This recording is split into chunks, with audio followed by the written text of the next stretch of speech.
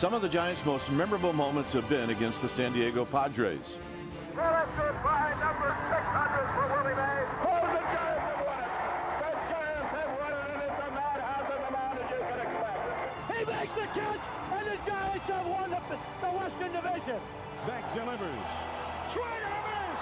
The Giants have won the National League West. Let the party begin. That's a no-hitter for Tim Lincecum. Lincecum has done it again. He has no-hit the San Diego Padres. This season, San Diego has a new look, and the made-over Padres hope to make their mark in the NL West. The Giants hope for more memories against their division rivals in a National League West showdown, and it's all coming up next.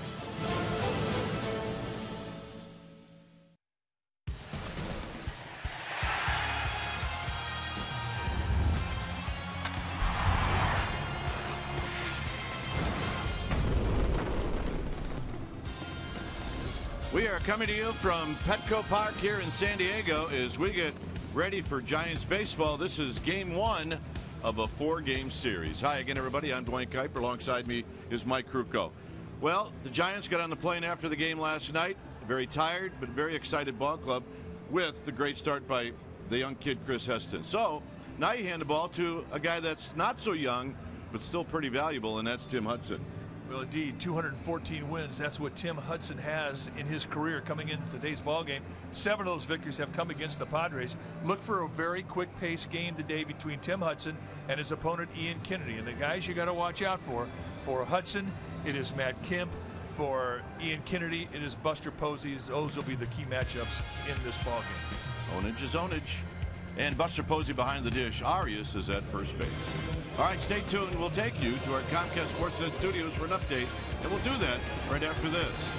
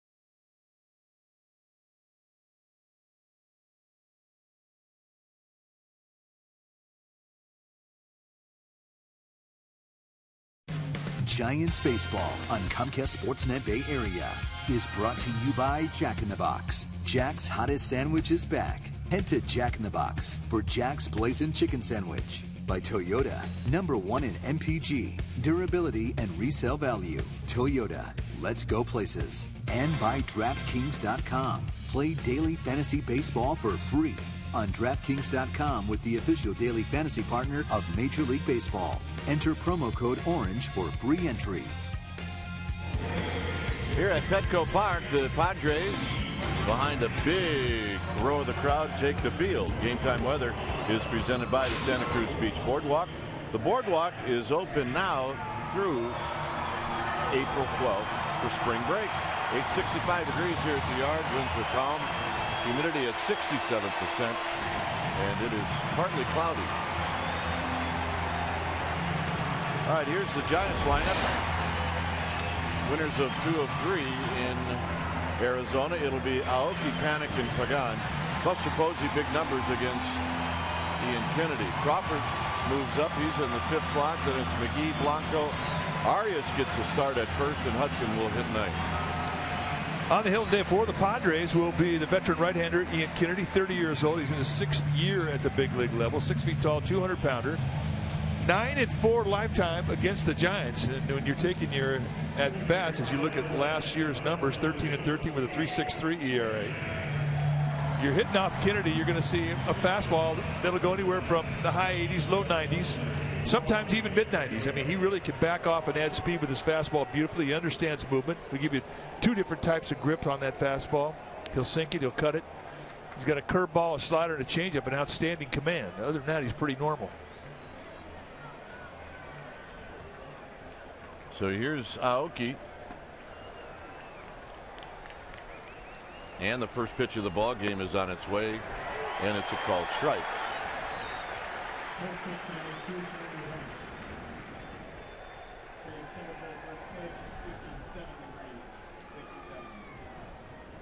And the 0-1 to Aoki is down low. The home plate umpire is Greg Gibson. Gibson, a good plate umpire, good umpire to pitch to, and really fair for both sides. He sets his zone, and it's what you get in the first, you usually get in the 9th inning. And you will get corners, but you have to earn them. Aoki is 6 for 14 to start out the season with an RBI. He does have pretty decent numbers against Kennedy. He's 5 for 10 with a double.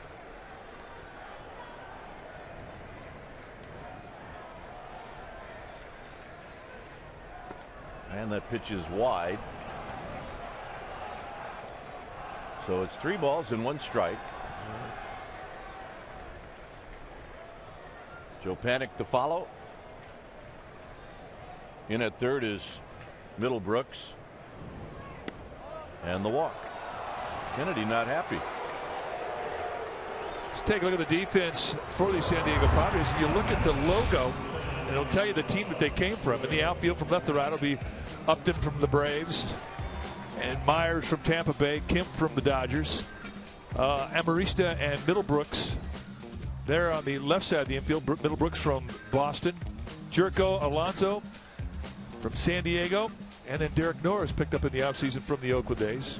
Good arms across the board. Upton, Myers, Kemp all have very strong assist arms. So that'll be a challenge for Roberto Kelly, the Giants' third base coach.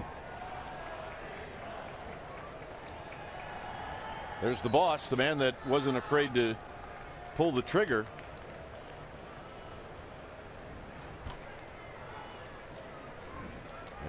A.J. Preller has had a very aggressive offseason. At the end of last year, the Padres felt they need to beef up their offense, and boy, did they ever. They went out and got a whole new outfield. They brought in a catcher. And then right before the season started, they made a blockbuster deal with Atlanta and brought in Craig Kimbrell, who's had more saves than anybody the last 3 years combined.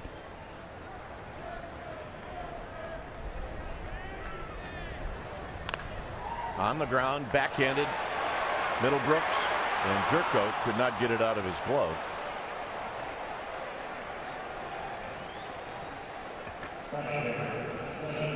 So Panik reaches on the fielder's choice, and here's Pagan. Yeah, that had some funky spinach on it. It did look like he may have cued it.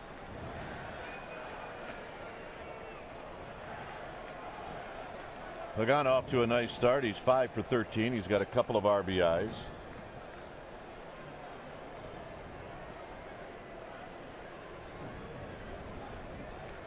And with Hunter Pence on the shelf, Pagan finds himself in the third slot. Maybe that'll change when Pence comes back. Maybe not. Pops this one out of play. He does have 6 hits and 29 at bats against Ian Kennedy. I will say this is a lively crowd. It was very quiet in Arizona. That is not the case here. Oh, there's a party here. These folks came out to cheer. They are fired up about their new look Padres.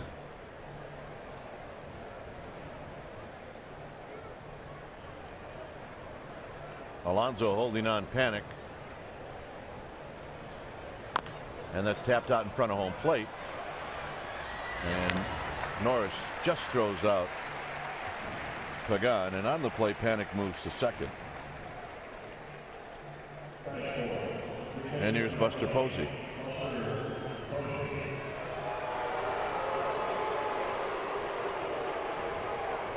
It is very noticeable that Padre fans did not cough up their tickets to Giants fans. Nowhere near the orange and black in the crowd today that we've seen in the past.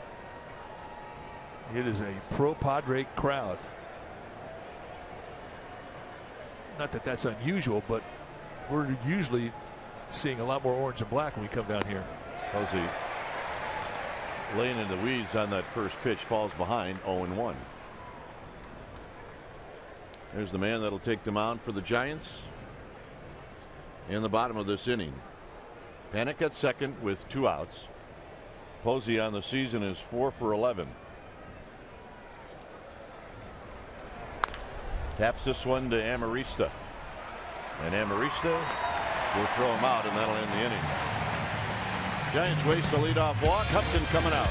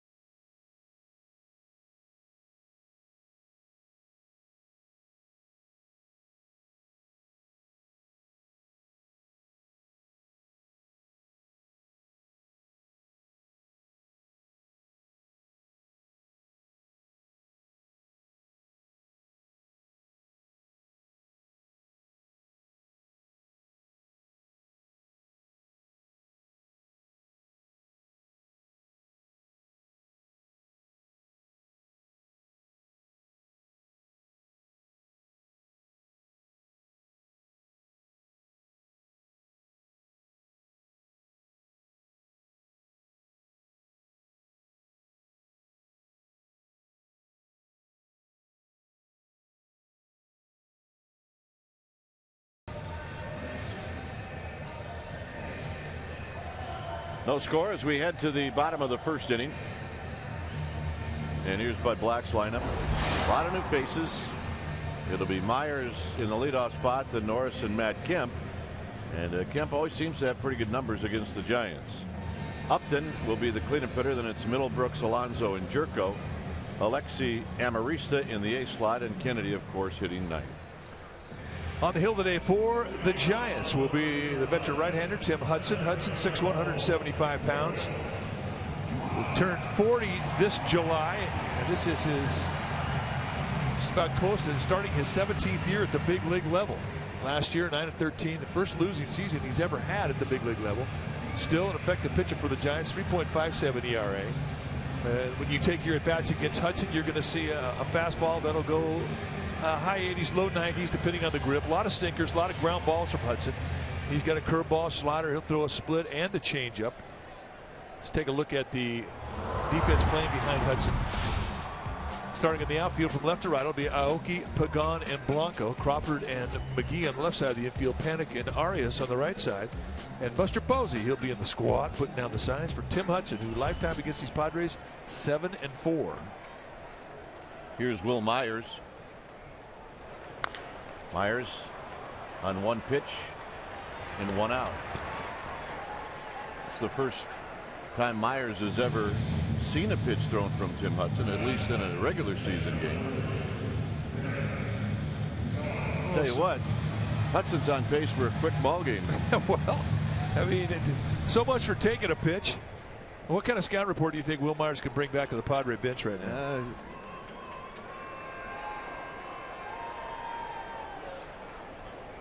Pretty good fastball, sinks a little bit, but other than that, I don't know. Here's Derek Norris. Norris takes low.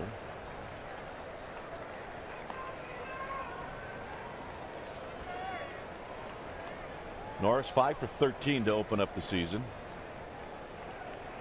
He's got 2 RBIs, and he, like Myers, has never taken at bat against Hudson, with Kemp to follow. There's a strike.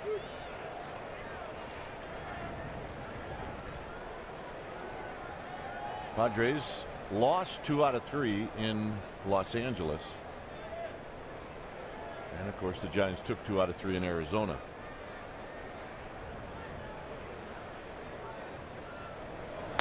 Bounce to Crawford. 2 outs. The Padres actually got beat not so much by the Dodgers, but by their old player, Adrian Gonzalez. Hit 5 home runs in that series. Yeah, the 3 home runs in yesterday's game alone.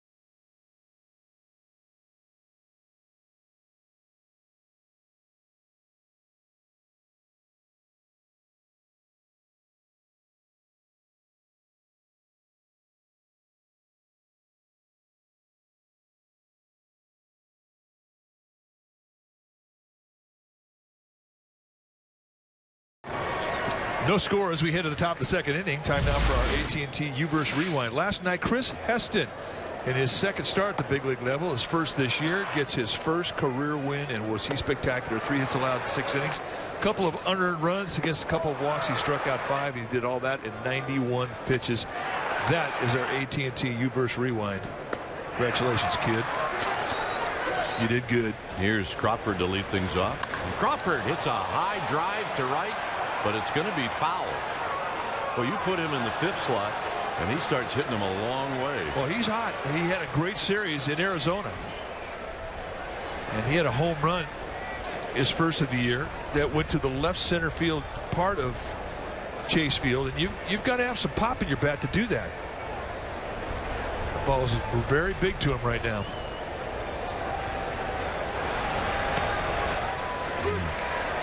Kennedy says the heck with throwing him another fastball. Well, that's the thing about Kennedy. I mean, he's got a real nice touch with all of his pitches, and his curveball. I mean, he can add and subtract speeds with that just like he can with the fastball. The home run that Mike was describing actually looked like this. Just a fastball in the outside corner. And I think he surprised the Diamondbacks when he backspin that thing right over the wall in left center. 2-2 on the pitch wide to Brandon Crawford on the season. 5 for 13, a home run, 3 driven in. You see his numbers lifetime against Kennedy, 8 for 32.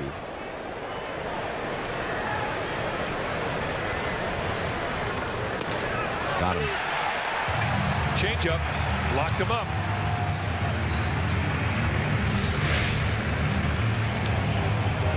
Just not expecting a pitch that was an off-speed pitch.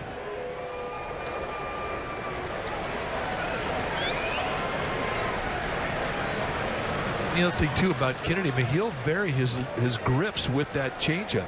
He'll throw a 4-seam changeup. He'll throw a 2-seam changeup. That last one, a 2-seamer, coming back into the inside corner. Crawford gave up on it. Here's McGee. Nice night last night for McGee, a double and a home run. He's 4 for 12 on the season. He does not, however, have a hit against Kennedy. He's 0 for 11 until now. Make it 1 for 12.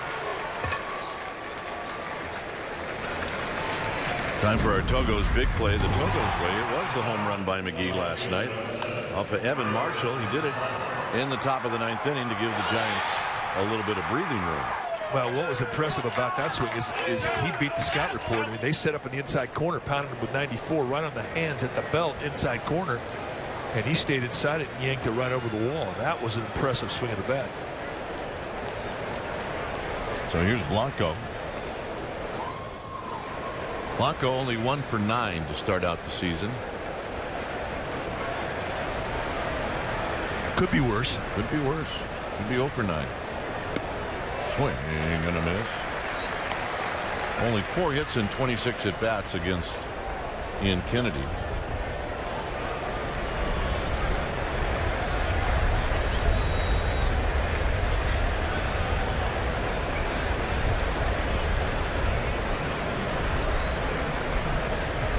In at third and off the line is Middlebrooks.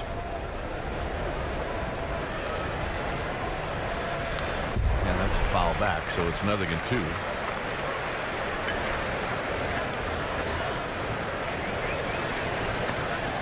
Shadows really are not an issue, but I would imagine as this game moves along, it is going to be an issue.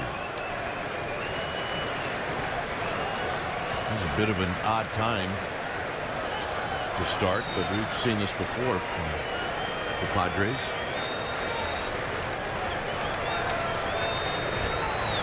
Blanco, base hit, right field. Nothing more than a slow roller with Alonso holding on McGee, and that's just smart hitting. Big hang and breaking ball. You don't see Ian Kennedy make that many mistakes up with the curveball. This was right out there at the belt. You're supposed to hit that one. So with a runner keeping that first baseman tight to the bag, it opens up a hole on the right side, and Blanco finds it. A start for Arias at first. He's 0 for 1 on the season. And he takes a strike. It was a couple of years ago when Pablo Sandoval was on the DL. Arias really picked up the slack at third base. He really got off to a bad start last year with the bat. Took him a while to find his swing, but he had a good swing in spring training. Nice block by Norris. And I think Arias right now is hitting with confidence. You know, you mentioned the unusual start time today. 3:40 in these 4 games, all with different starting times. Tomorrow, a normal game at night. I think it's 7 o'clock, then 5 o'clock on Saturday, and then 1 o'clock on Sunday. It's hard to get into a routine when you change those times to start a game. Giants really didn't take off until, what was it, 12 or 12:30 last night out of Phoenix. Didn't get here till 1:30. Probably to bed by 3.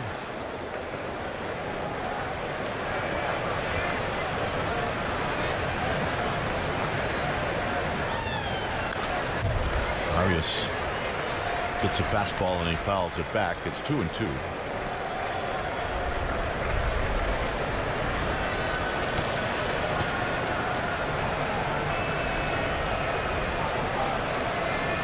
Tim Hudson to follow.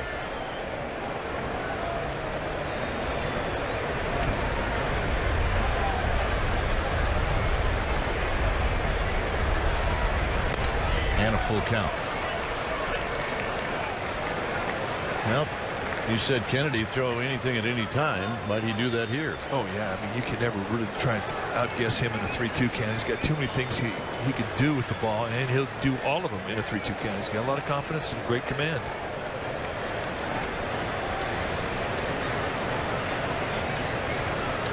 So here's the payoff.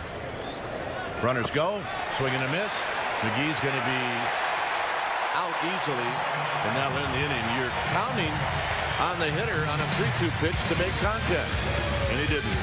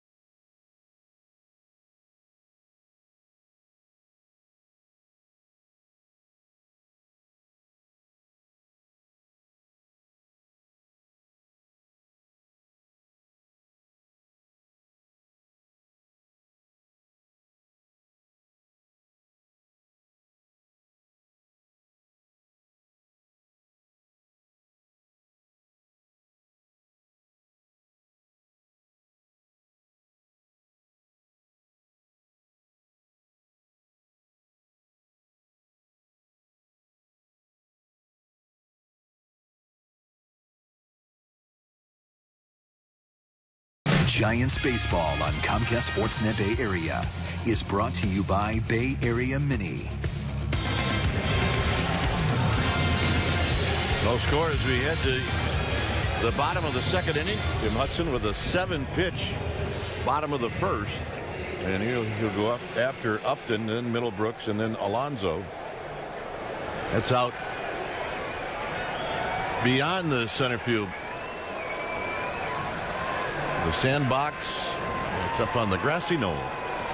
The park within the park. Here's Upton.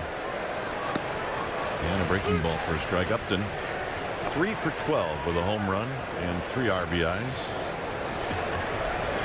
He's 1 for 7 in his at-bats in his career against Hudson.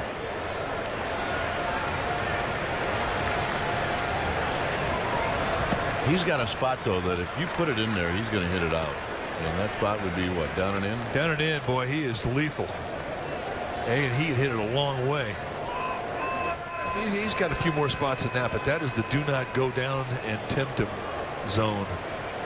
Knee high, middle in. He's got a powerful swing. He had a good year last year. He had 270. He had 29 home runs. He had 102 runs batted in.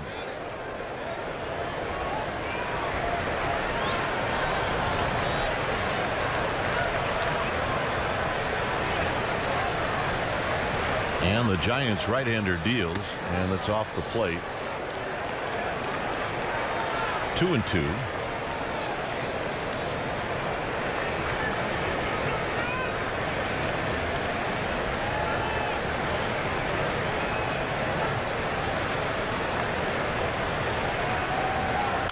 Foul back.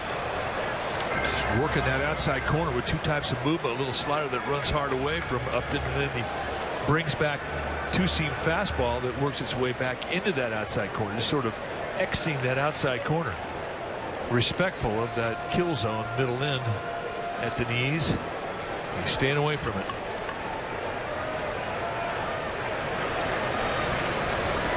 Posey sitting up away, and this is driven to right. Blanco takes a peek to see where the wall is. He slides and he can't get to it. Looked like the wind was pushing that one away from Blanco. There have been a couple of changes here. The scoreboard's brand new. It's beautiful. I mean, I want to watch a couple of my shows on that scoreboard. There's the new scoreboard. They also moved the fences in 3 feet. 4 feet. 4 feet. I mean, if you're going to move it, why don't you like 10 feet? Yeah. It's the second time they moved it in. The first time they moved it in 11 feet. Now I thought that was substantial, but I'm hardly noticing the 4-foot difference. Now the only where they moved it in, Mike, was from left to center field. This is pop back and out of play. And then they lowered it a foot, which I'm trying to figure out the significance of that.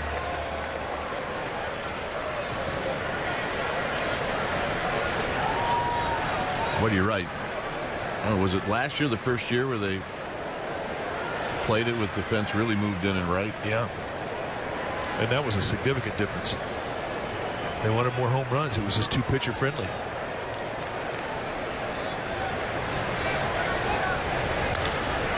to left. Pagan off the bottom of the wall. Upton's got a double. First hit for the Padres.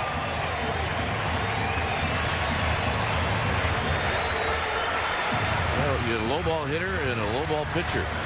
Well, and he hangs a breaking ball.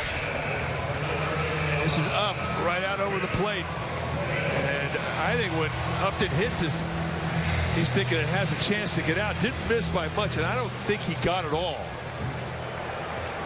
But he got enough, put himself in score position to lead things off here for the Padres in the second. So here's Will Middlebrooks. Also the first ball hit in the air off of Hudson. Middlebrooks does have a home run this season. He's 2 for 13. And here he takes a strike. He's never faced Hudson before.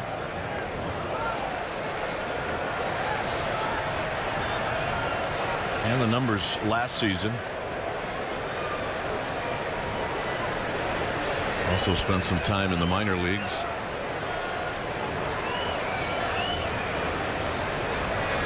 Swing. Ain't gonna miss. What the Padres are hoping to get out of Middlebrooks is not so much what he did last year, but what he did the year before that, and then the year before that, where he got some good numbers for the Red Sox. 17 home runs, 49 driven in. That was in 2013. 2012, he had 15 home runs and 54 runs batted in, and that was just in 75 games.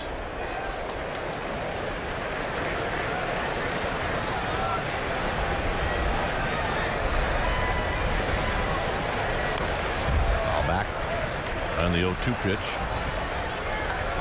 See the shadows you were talking about, Kipe. Bright sunny day, and a shadow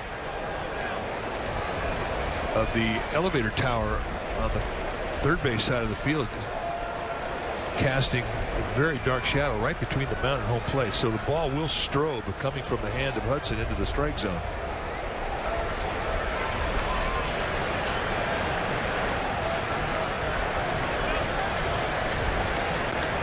Got him.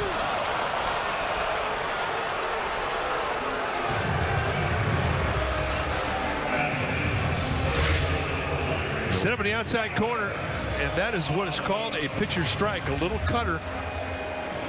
And it just shaved a little of the zone, and Middlebrooks cannot believe it. And I think he's got a pretty good point. That was a gift. Thank you very much. But Hudson gets the strikeout that you need with a runner at second, nobody out. So here's Yonder Alonso. He's hitting a cool .500. He's 6 for 12.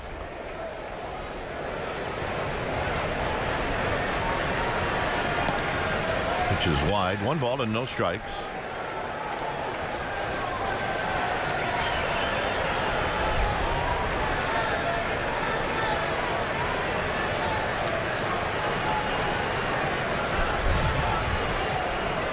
Jed Jerko's on deck. Upton at second base with a leadoff double. And a big swing by Alonso, and he fouls it back. Take a look at the strobe we're talking about. Comes out of the sun and then into the shade, and it just sort of disappears. And what it does to a hitter is it does not allow him to really get a good look at the spin of the ball. So pitches are harder to find. Sliders are a little sneakier. Changeups can be a little more deceptive. It's not easy. 2 balls and a strike.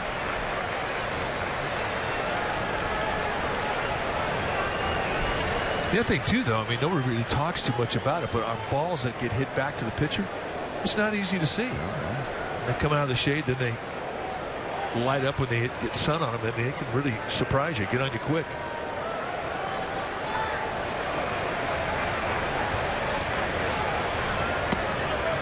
And he gets the call. It's 2-2, and now Alonso's unhappy. Bud Black, Padres skipper, not happy. This is the changeup on the outside corner at the knees. Good frame job there from Posey. That's sort of sticks the location, and Greg Gibson goes with it.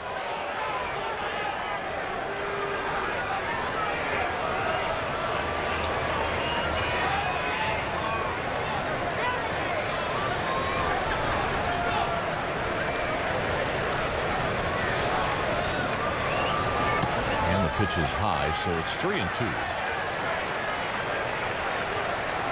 Tried to follow up that changeup with a little sneak attack fastball up above the strike zone.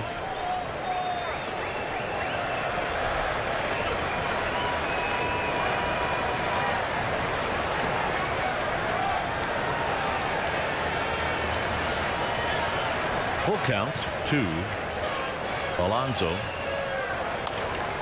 This is lifted foul down the left field line. Hudson does have the base open. Hey, Randy Jones is here. Did they have a sale on those lids? Yeah, you got a free bowl of soup with them too.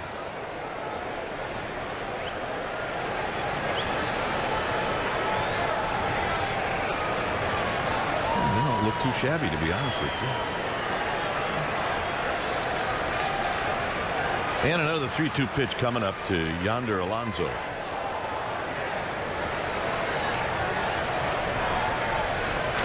And that's going to go to the backstop. And that's a free 90 feet for Upton.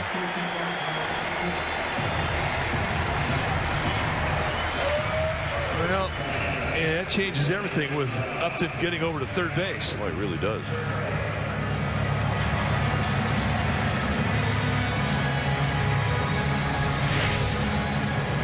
Just tried to turn over a sinker, put a little extra spin on it. Yanks it down the dirt. Posey cannot get a body in front of it.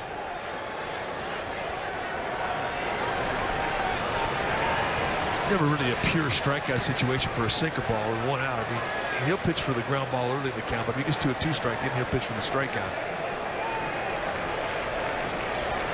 Here's Jerko.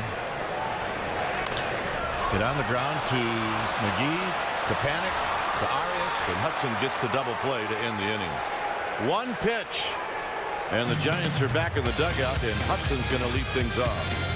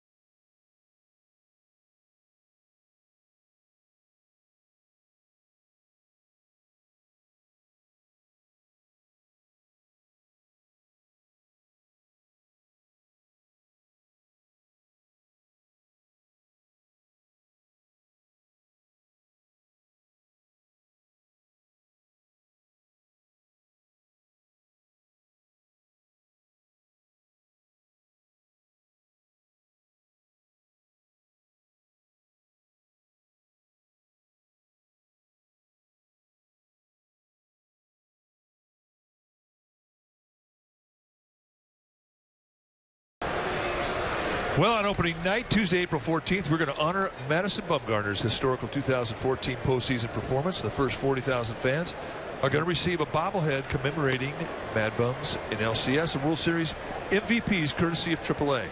You need tickets? Go to sfgiants.com/tickets. There's Bum.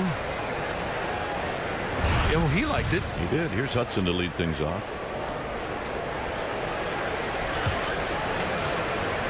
No score, 3rd inning.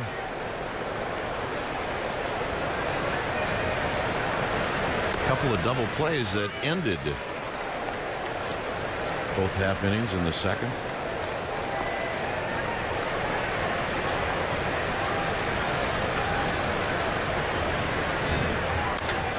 Hudson lifts one right out to the center fielder Myers. 1 out.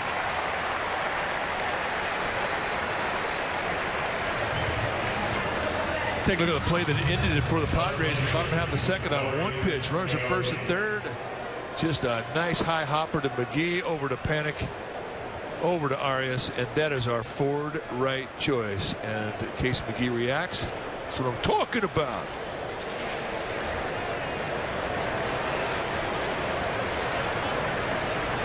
Dusty Baker said that better than anybody. He was the best. He was a great influence to Giants baseball. Did a lot for the city of San Francisco. Here's Aoki, who drew a walk to open up the ball game. And here he looks at a pitch low. Fedoras, that's what I was trying to come up with. That's, Padre Fedoras. Yeah, that's it.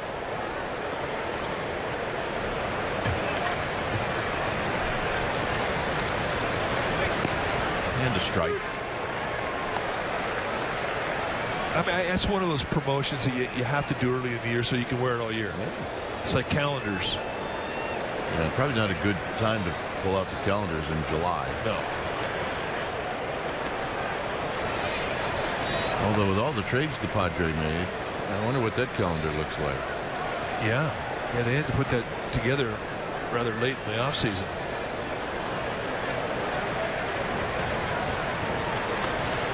Our man right there, responsible for making all the deals.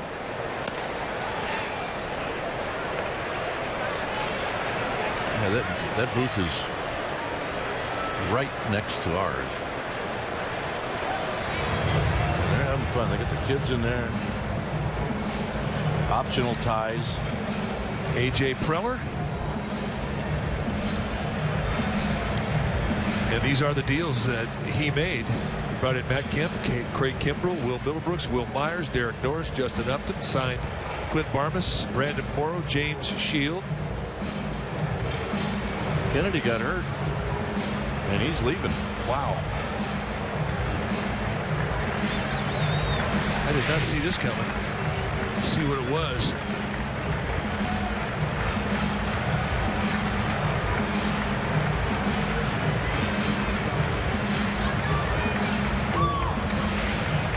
Groin.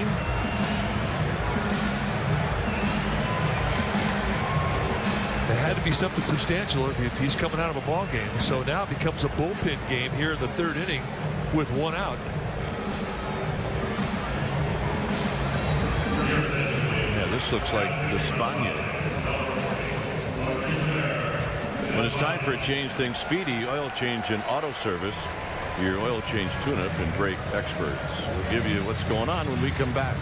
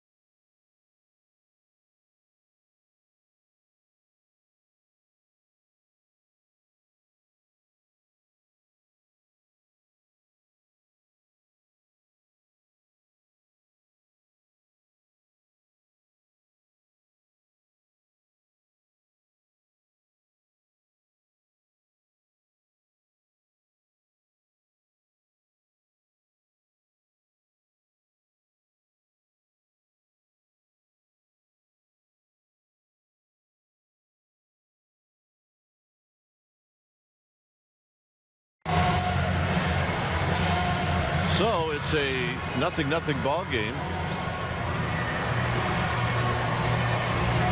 And Kennedy departs hurt. Well, the new pitcher now for San Diego is going to be the right-hander Odrisamer Despaigne. Despaigne, 6 feet tall, 200-pounder, 28 years old, out of Havana, Cuba.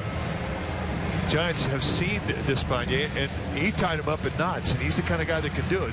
He's going to give you a lot of different arm angles, a lot of different velocities. He'll go anywhere from high 80s to mid 90s with the velocities. More high 80s than mid 90s, but he definitely has reach back velocity. Give you a curveball, slider, changeup, and he'll back speeds off on all those. And remember what we talked about initially, the different arm angles. Anything from a 3/4 to almost a submarine style delivery. I mean, he really can give you a spectrum of movement and looks. Definitely not a guy you can outguess. Well, he gave the Giants trouble last year. He did. They could not figure him out. See, he beat the Giants twice in 3 starts. Watch the motion of Kennedy, and right there on the follow through, something bit him in the lower back, and as he walked off the field, he points to the area on the trainer to where he's being afflicted, and it's right there, left side, lower back, and that's it. He spasmed up and he's gone. Oblique? No, I think it's like. And Oakland will take the walk.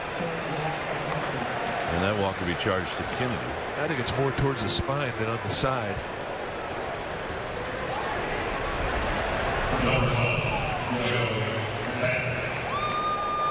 Okie walks for the 2nd time in the game, and here's Joe Panik.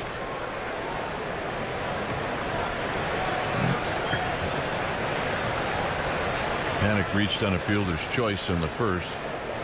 He's 2 for 6 lifetime against Espana with a double. Okie started to go, and really nice play by Norris to keep that from going to the backstop. The former Oakland A, Derek Norris. And the A's got a really good pitcher for Derek Norris. They got Jesse Hahn. And this is going to be lifted out to Upton. Okie's thinking about tagging. 2 outs for Angel Pagan.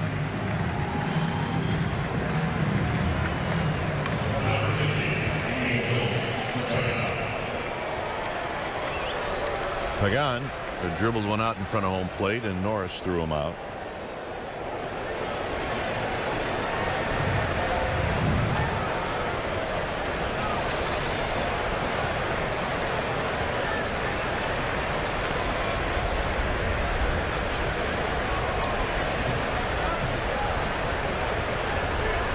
Okie goes.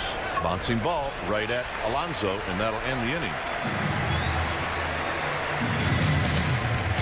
Amariste will lead things off.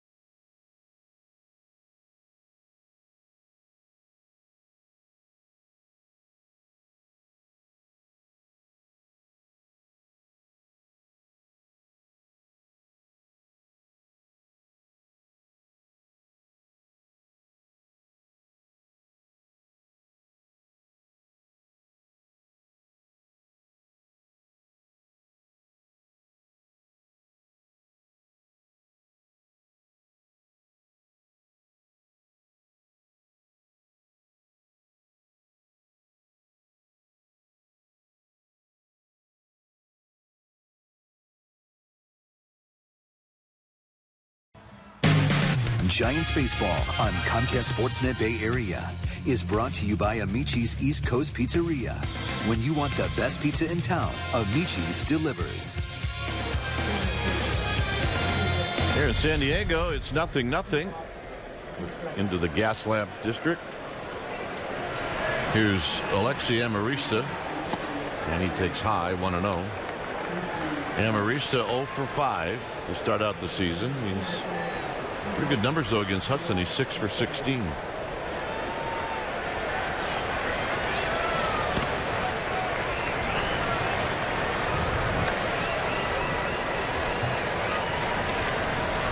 We always talk about the importance of ownage when a hitter has good numbers against a pitcher. He sees the ball well, but I don't know how much, even if a guy sees it well, the way the shadows are right now, it can't be easy for anybody, even a guy who's had good lifetime success against the pitcher.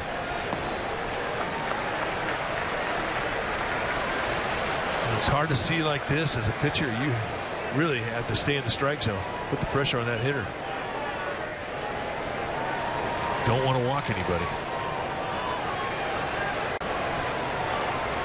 And that wasn't close. Easy takes.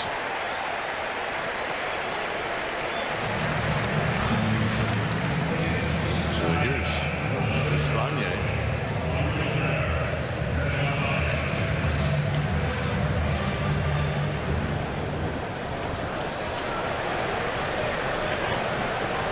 Oh for 24 last year. Tough year at the plate for Despaigne. Will not ask here to swing the bat.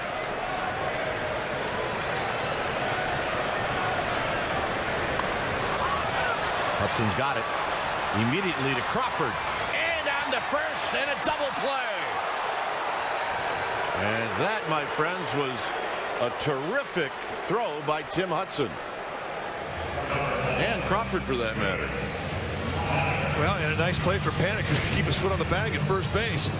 Hudson, one of the more athletic fielding pitchers in the Giants staff. And if you can get the ball in time to Crawford, he's got such a good arm. He doesn't really even have to use a lot of lower body to put something on the throw. Just rocks back on his right foot. Throw a bit high, but Panik stays in touch with the bag. And just like that, 2 outs. The 4-pitch walk is forgotten. They're going to take a look at this. Yeah, I'm wondering which bag they're going to challenge. Is it second base or first base?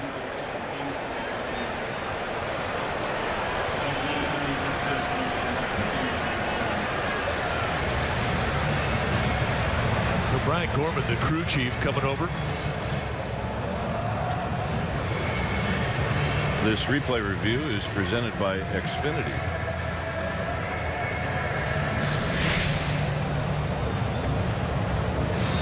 Well, that is an out, so it has to be at first base. Did he put his foot on the bag? Yeah.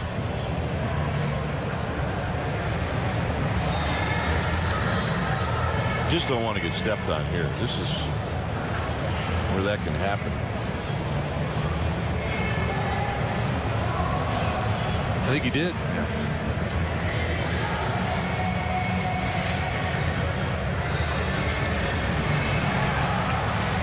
Gorman, the crew chief, was the umpire at first base that made the call.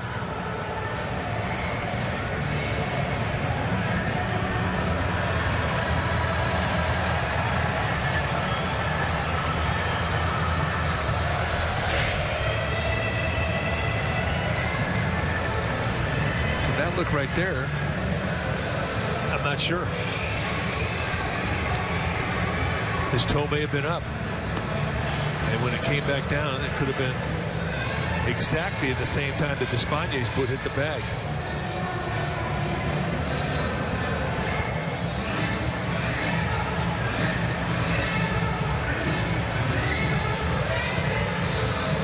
So they're taking their time.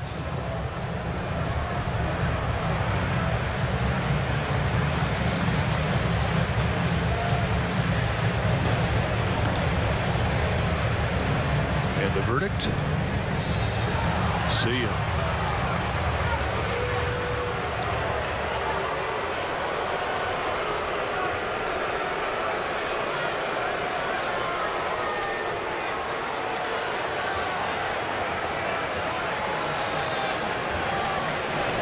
So here's Will Myers with 2 outs.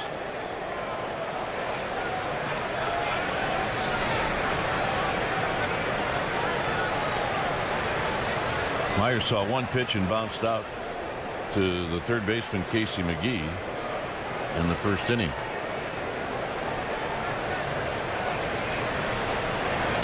He's got lots and lots of power.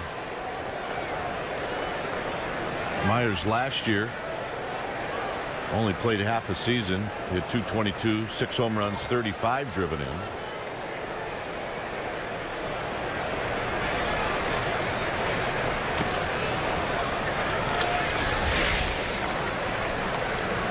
More angle, and I think this is the definitive one where you can see the toe is indeed in contact with the bag, and I think that was the one that was most decisive. Myers had a right wrist fracture last year.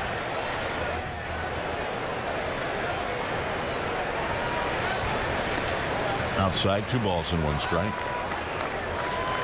But he's 13 home runs, 53 driven in his rookie year in 2013.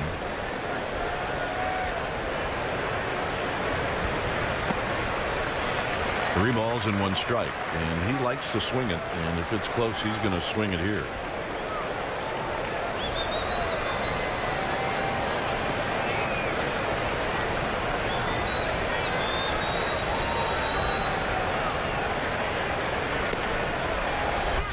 3-2. He was a third-round selection for Kansas City, and then in a deal that sent Wade Davis and James Shields and other people. That's how he ended up in Tampa Bay. This is fouled out of play. Wade Davis and Shields. Not a bad draft, not a bad trade. No. It turns out now Myers and Shields are on the same team. Well, it just kind of gives you an indication that the world of baseball can sometimes be small.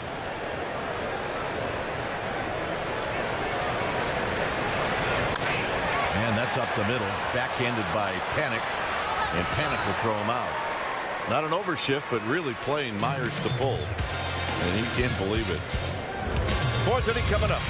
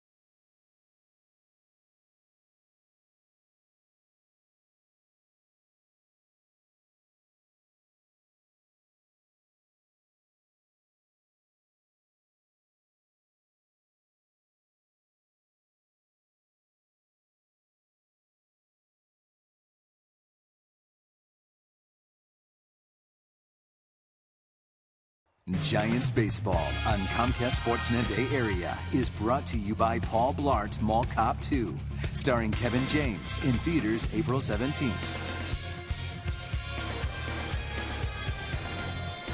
No score as we head to the fourth inning.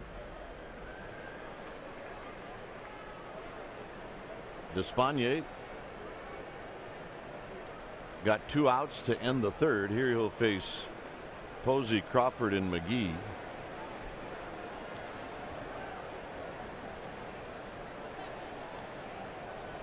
Buster bounced out to short in the first inning.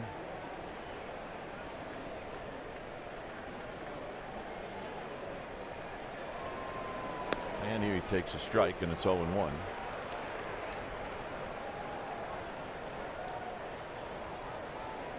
Oh for 8. Posey against Despagne.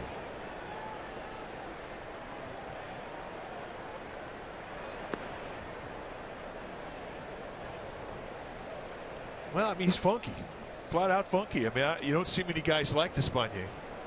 I mean, if he stayed in one arm slot, he'd give you 5 or 6 types of movement to think about. But because he can go in 3 or 4 different arm slots, that's funky. Looks like Buster Posey got a hanger, and he fouls it back.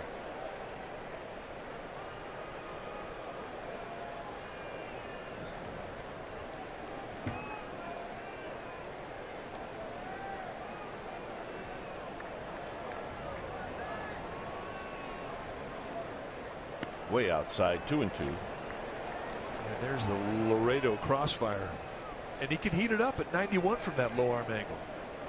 This guy has got an arm that is made out of rubber.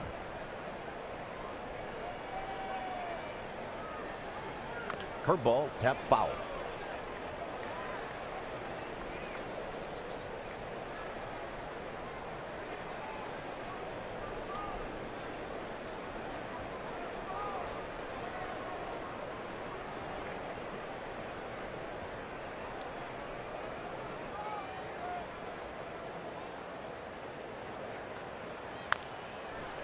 Tap to short for Amarista.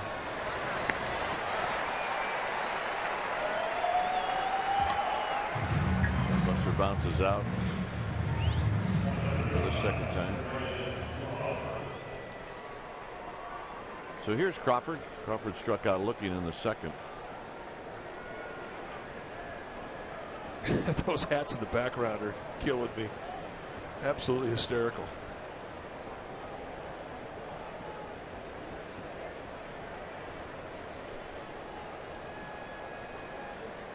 Well, people that brought a hat to wear, they just put the fedora right over that hat. It's like going to a Devo concert. Swing, you're gonna miss. I mean, I think the hat looks good on some people, but the guys that have too much head, not enough hat, I'm not feeling it. I think the fedoras look much better on women. Yeah, I agree.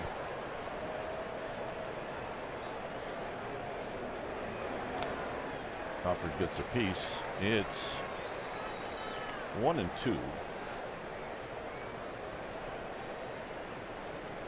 See, yeah, they pull it off. No question. You cannot pull it off. You got to make a choice. You got to go one way or the other. Crawford thought about it, held up 2-2.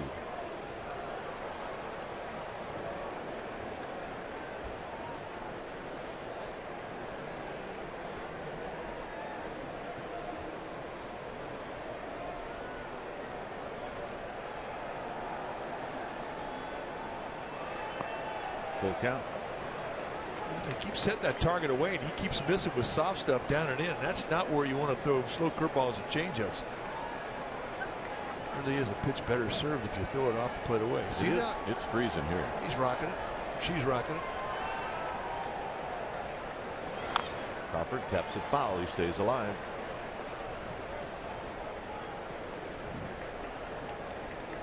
Perfect. Yeah. That's the double fedora. Well, it's cold. You got to double up. Just don't double up over a baseball cap. Look at that. And the payoff. Get on the ground to Jerko. Crawford gone.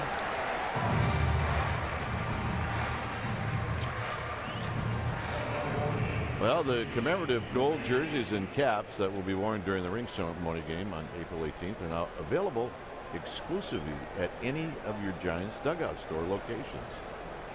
All the 2010 and 12 gold jerseys sold out, so get yours now. Check it out. Giants dugout store. Yeah, those are the jerseys of the year right there. That is a great look. I want to get that. I want to get that. I want to get that. Here's McGee. Girls are here. Ann and Lori. And some of our nation's finest in attendance today.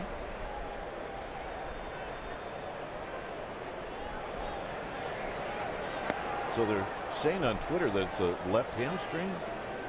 Ian Kennedy, we initially thought it was a tightness in his lower back. It's his left hamstring.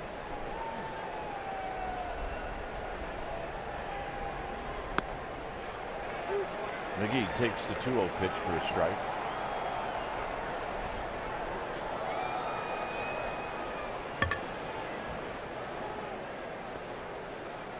It's tough to ask a bullpen to eat up 7 innings. It really is.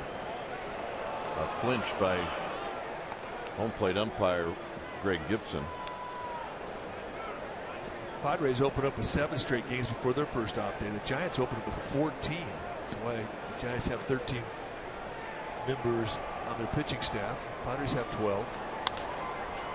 Off the glove of Despaigne. Amarista is going to throw out McGee anyway. So we go 1-6-3. And Despaigne with a 1-2-3-4. Norris, Kemp, Upton, the big fellows are coming up.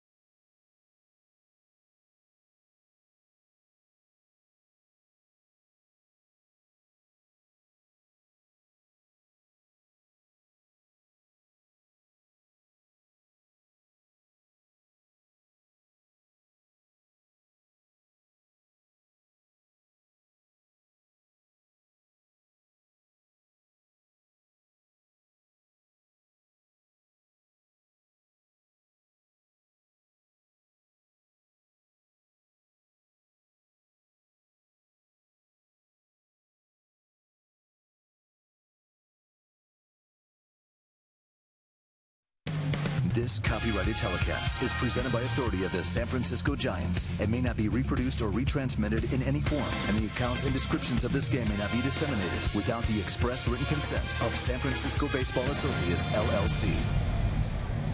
All right, time now for our Geico quote. This one comes from Casey McGee talking about Hunter Pence. And Casey McGee said his energy is infectious. He's the ultimate positive person, and it's not corny or fake or anything. You can tell it's authentic, and he really cares about everybody.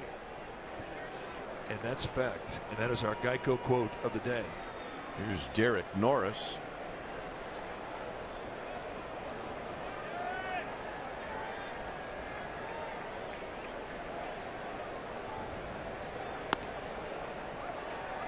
Norris bounced out to Crawford in the first inning.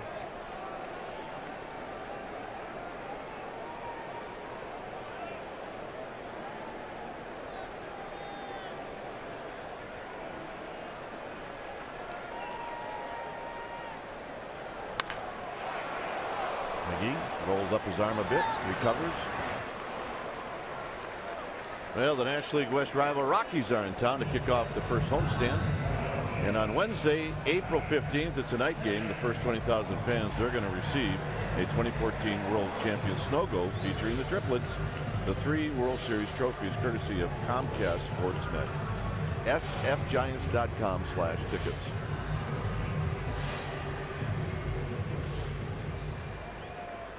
The hot corner. There's a reason why they call it that. That was some flame on the ground heading towards Casey McGee. All smiles, not a problem. Kemp with a swing.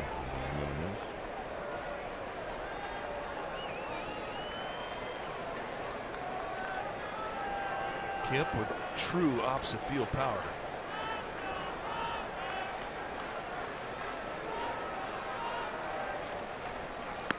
Swing.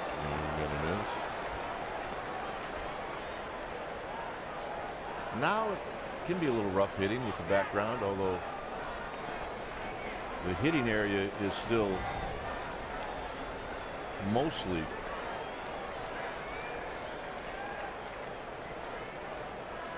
dark. But in between second base and that hitting area is lots of sunlight. Yeah, I think it's improved from what it was the last couple of innings. Just, you know, you're going to have a tough game to see when you started at 3:30. That's a fact. McGee, tricky hop, recovers, got him, 2 down. Stay with it. It's always a great tip for kids, and it bears repeating every year. When you stop the ball with your glove, continue to make the play with your bare hand. You oftentimes don't have enough time to make an exchange glove hand to bare hand, so just go. Once you stop it, it's in front, and use the bare hand. Get your feet, square your target, shoot them down. And if it hits off your knee, just hope it kind of rolls in front of you. And don't rub it. Do not rub it. Here's Upton, who doubled in the second.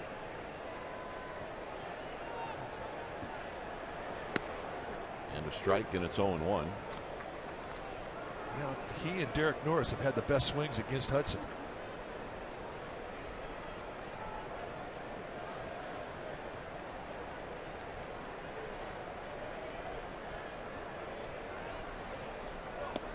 Look out. Every time you see a ball get into that middle end and down area to Upton, you kind of hold your breath. But that was a changeup, and he was out front. Yeah, that hat looks good on them, huh? It does. Absolutely.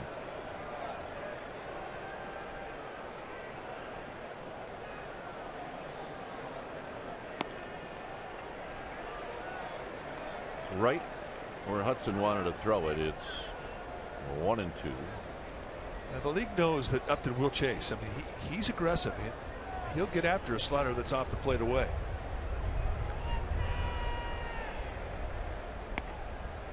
A little further out than he wanted it. It's now 2-2.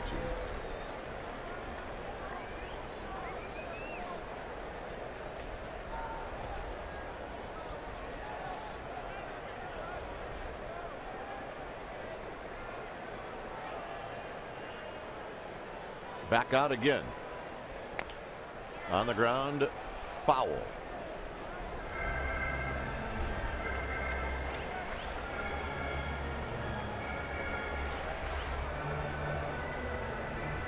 Opening day in San Diego, and it really has turned into a celebration.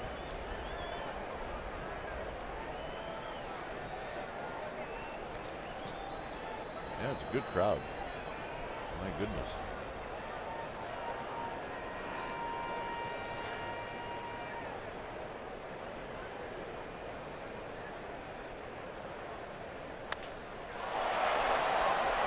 Pagan's got a beat on it, and that'll end the inning. Blanco, Arias, Hudson coming up.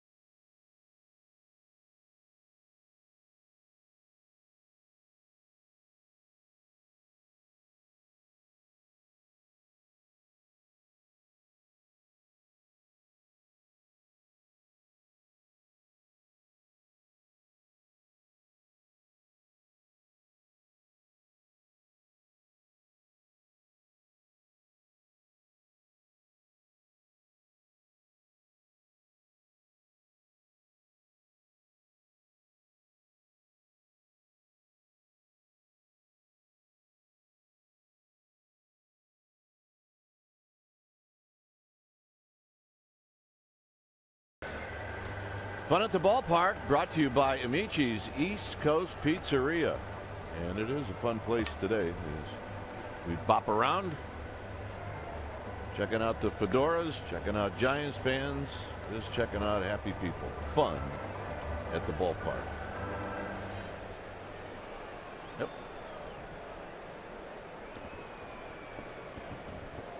Nothing. That is the park within the park out at right center field, right by the Tony Gwynn statue. And it is packed today. There's a statue of the great Tony Gwynn we lost last year. That's a classic swing, isn't it? Yeah, he was tough on me, boy. What a great hitter. Great guy. I miss him. Blanco singled in the second. That was off of Kennedy. He's 2 for 7 with a double off of Despagne, who came in with 1 out in the 3rd inning.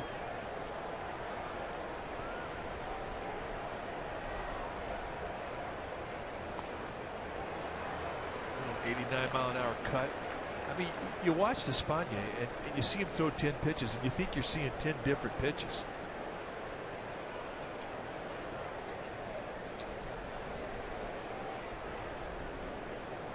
Just really has a great feel, and it's not easy to have that many arm angles and be able to control the strike zone. Struck well into center field, but Myers has got a beat on it. 1 out.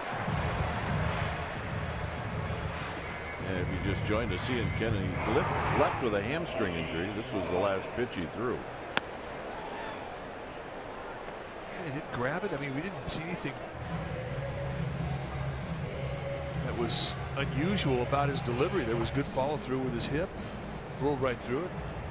That was it. And we watched him come off and point to the trainer in the middle of the back as if to say, you know, that's where I'm tight.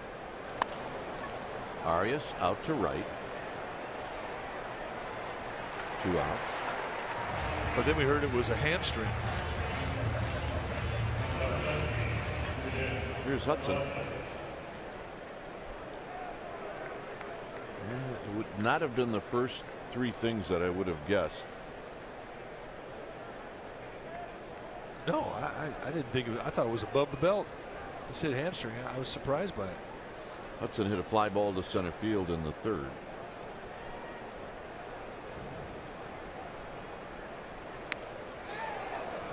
Check swing shoots into the Padre dugout.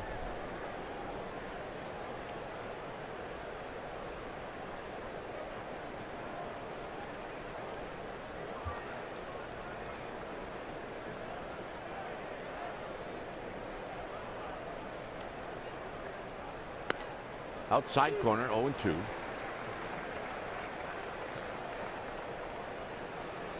Giants have not had a base runner against Espana. He threw a ball to Aoki, which was ball 4, but that was charged to Kennedy.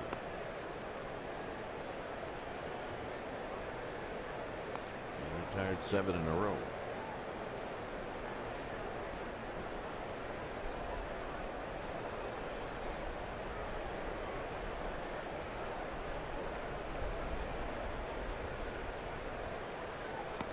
Two and 2.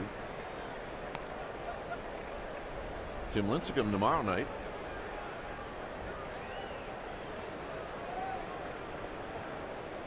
Bumgarner on Saturday, and then we're thinking it'll be Peavy on Sunday as that foul caught Norris. Now that'll bring out Greg Gibson, the plate umpire, to clean a plate that doesn't need to get played. Right off the left foot. Ouch.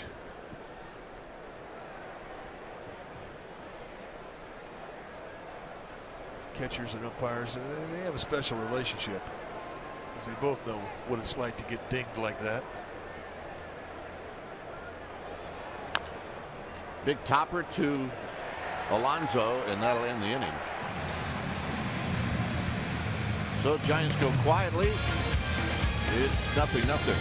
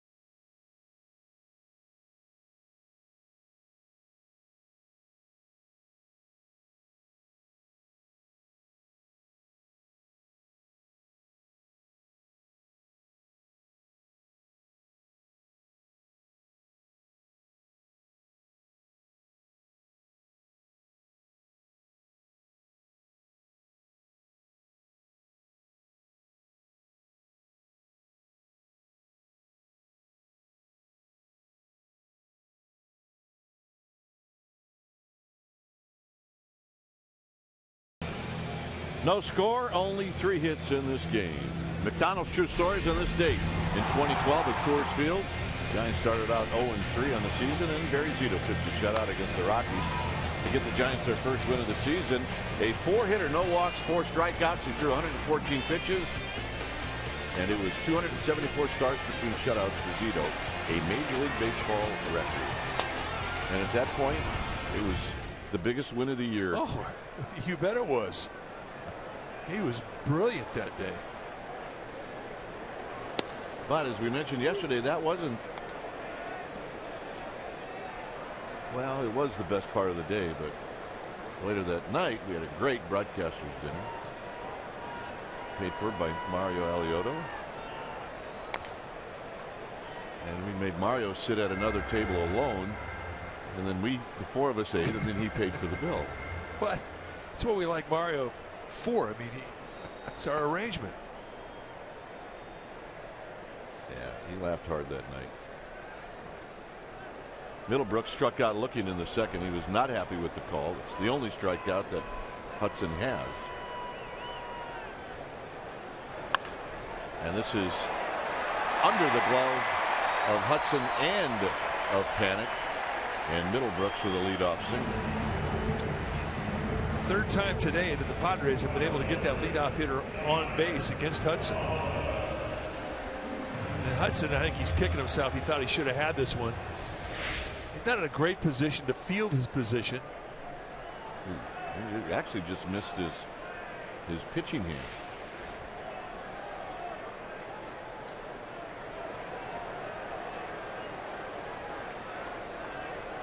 Alonso drew a walk in the second inning.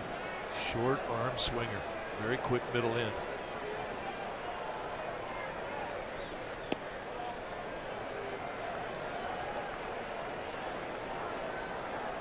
Long arms in baseball are not an advantage for a hitter.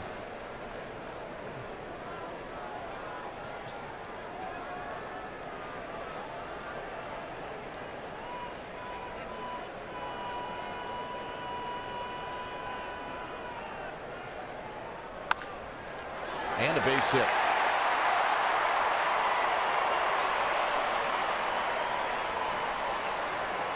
So a little ground ball past Joaquin Arias, and that'll bring up Jerko. Yeah, that is the one thing that does frustrate a sinker baller at times. I mean, your job, if you're a sinker baller, put that ball on the ground. But there are times when they're going to find holes. This is a much different infield the Giants are seeing today than what they saw in Arizona. I mean, it's much more fair, not as fast as what we saw at Chase Field.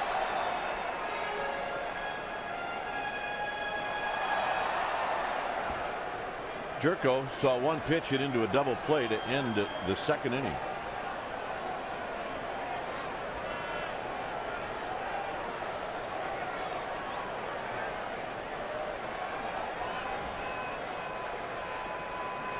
And he takes a strike, and it's 0-1. Nice little sinker outside corner right at the knees. Wrap around that outside part of the plate. And you know what Hudson's pitching for? He's pitching for another ground ball, hoping that it finds a glove. Activity in the Padres bullpen. That's Sean Kelly, the right-hander. Up the middle. Crawford dives. On to Panic. On to Arias. Double play. Wow. How about that play? Well, it was kind of the reverse of what we saw in Game 7 of the World Series. Last year it was Panic knocking it down, then flipping it to Brandon Crawford. Here it's Crawford who does the catch and flip, and then Panic completes the turn. That is defensive brilliance. And they make it look easy. And if you're Tim Hudson, you have to love those two guys playing behind you. So here's Amarista now with a base to play with if he wants to pitch around Amarista.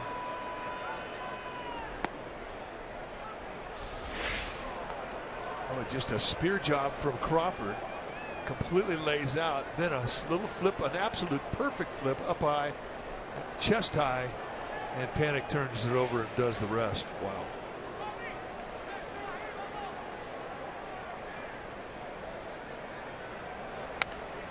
Amarista with a healthy rip.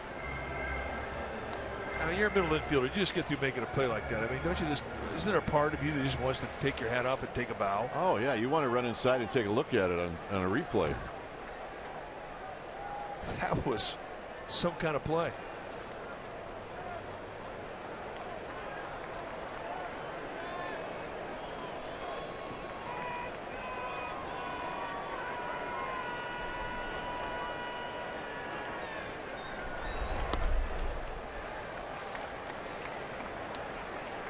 Hudson walked Amarista in the third. Now they've got Despaigne on deck. They've got Kelly loose and ready to go in the bullpen. One thing about the Padres, they do have a bit of an advantage in the series with Bruce Bochy, in that they have an extra man on the bench. They've got 5 extra players. The Giants only have 4. And really, if you consider that Brandon Bell was still a little dinged up, they really have 3.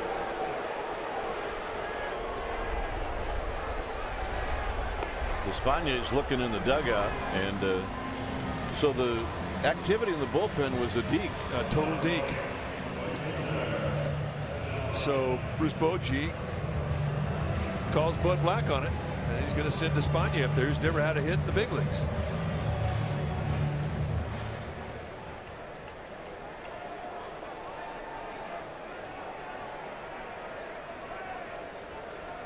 Despaigne was thrown out trying to bunt in the 3rd. Here he takes a strike.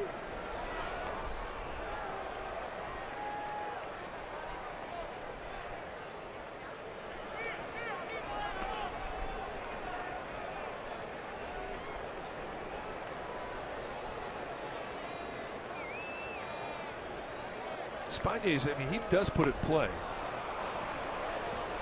as we've seen in the past. Although that swing right there does not back up my statement. He may be tricking you. He's setting him up.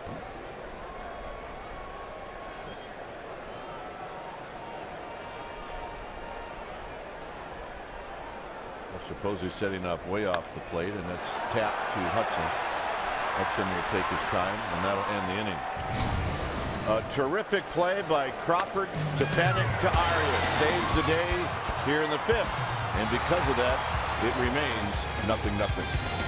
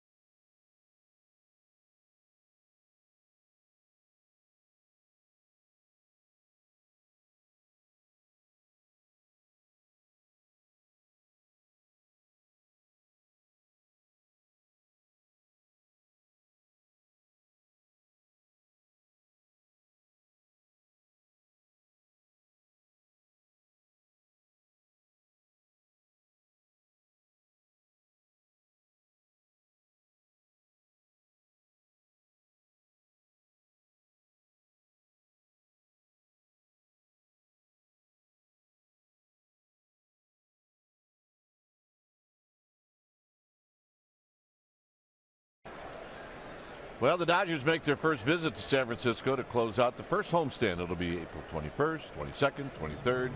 The Tuesday and Wednesday games, they're both night games. The final game of the series is day baseball in the city with a 12:45 start. sfgiants.com for tickets.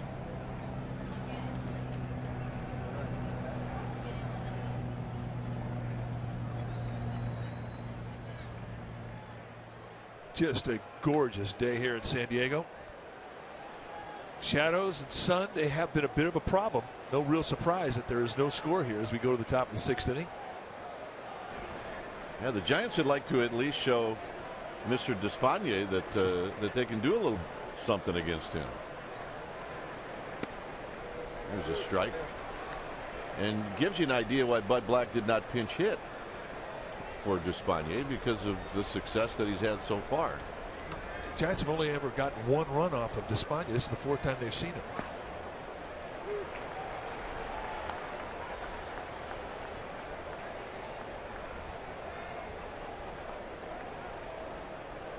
Oakey has walked twice.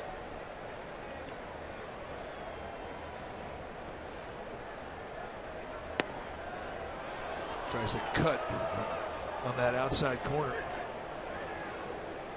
He's just the type of pitcher that can really put you in a slump, because he'll take your balance completely out of your at bat.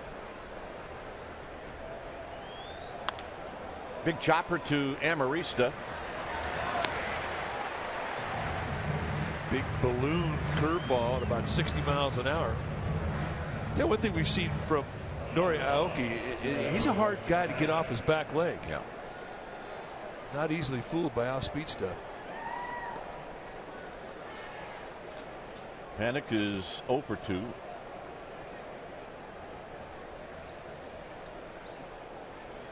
McGee and Blanco have the 2 hits in this game for the Giants. And those hits were off of Ian Kennedy. None off of Despaigne.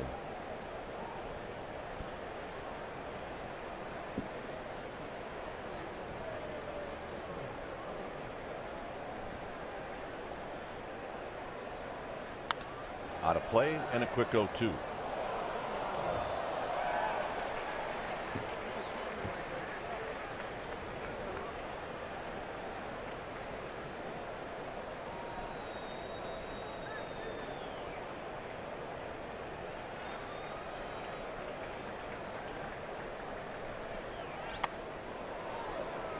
That may have bounced over for a strike. I don't think Greg Gibson truly appreciated that. Gibson, the plate umpire. I think he caught all that. I don't think Derek Norris, the catcher, even touched it. I think you're right. That's an 0-2 count. You got to try and block that as a catcher, don't you? Not that it would have been easy.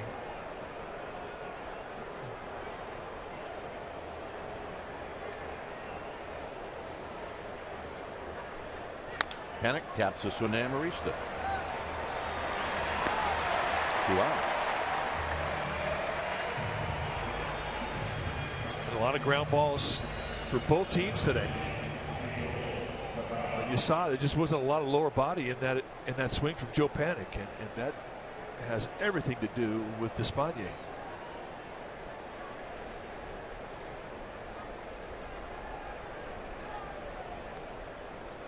Here's Pagan. Pagan is 0 for 2.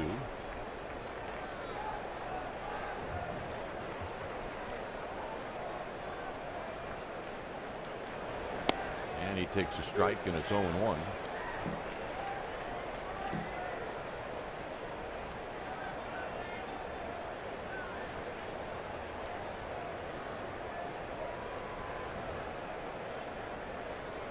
Buster Posey's on deck. No score here in the 6th.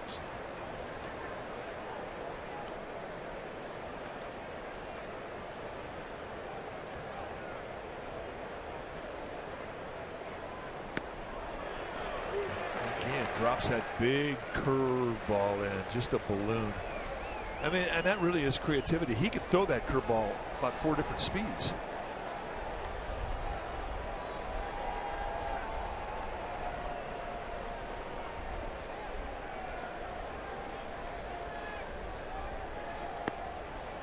And the pitch is wide. The number of pitches now for Despaigne is 43.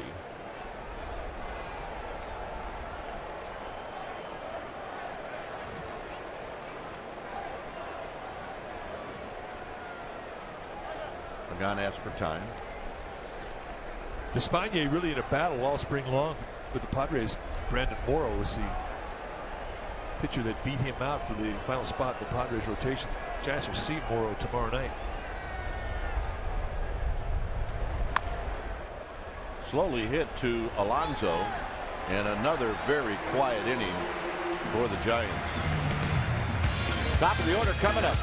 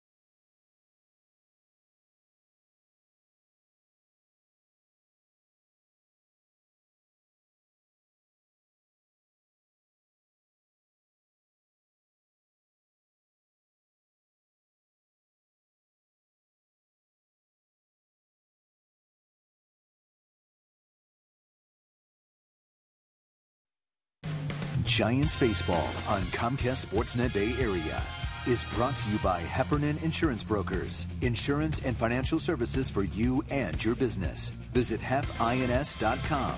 And by Xfinity, home of the most live sports. Well, follow the Giants all season in 2015 with MLB.com at bat, the #1 app for live baseball. At bat is up to the moment with in-game highlights, live look-ins, replay reviews, radio broadcasts, StatCast, and much, much more. So get MLB.com at bat for your smartphone or your tablet. Highly recommended.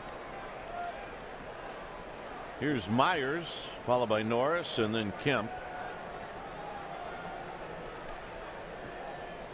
Hudson about to pitch pitch number 66, and this is rolled, or 67, and it's rolled foul.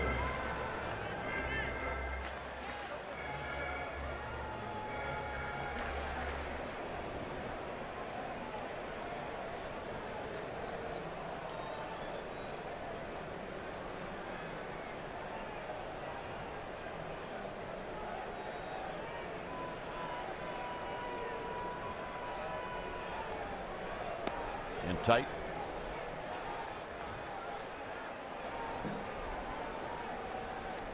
Moving around, backdoor, little sinker in the outside corner, run it off the plate in.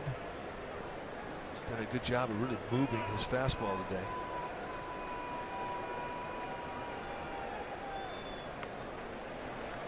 He has not made many mistakes out over the middle of the plate.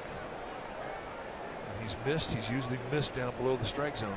That is important for a sinker baller.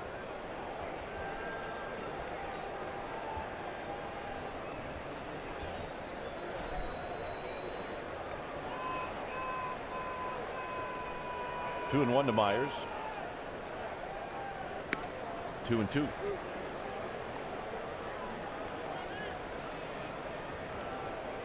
Derek Norris and then Kemp.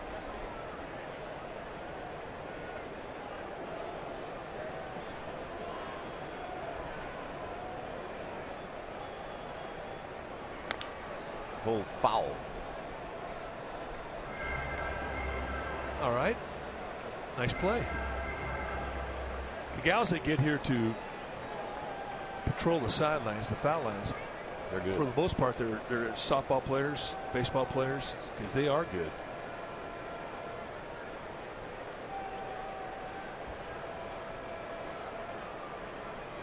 Gamer babe.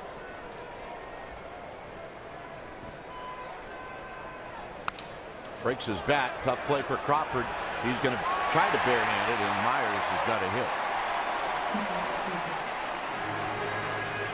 Looking for the best coverage of Giants baseball? Log on to CSNBayArea.com's insider Alex Pavlovich with breaking news, videos, special features, and more only on CSNBayArea.com.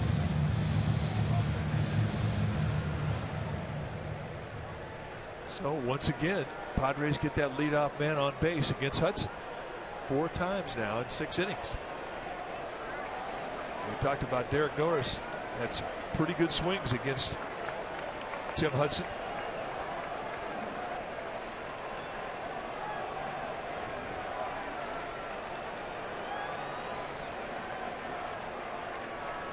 Kemp is on deck.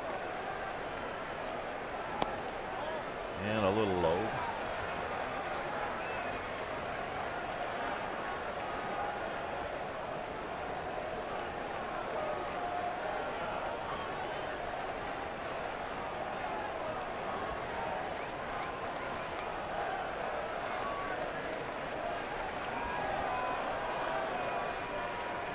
Runner goes. Driven to right center field, and Blanco's going to track it down. And that'll bring up Kemp. I'm surprised what Black is doing to try to stay out of the double play. And I'm surprised that we haven't seen it early in the game. With as good a sink as Hudson has had, and as consistently as he has put the ball on the ground. And we talk about 4 times they've had that leadoff runner on base, and they haven't. This is the first time we've seen Bud Black start him. Distribution about 13 ground balls, a couple of fly balls, and a strikeout. And 3 double plays in those 13 ground balls. Well, Kemp could roll 4 semi-trailer trucks through the right side of the infield. He's got bat control to take advantage of that too.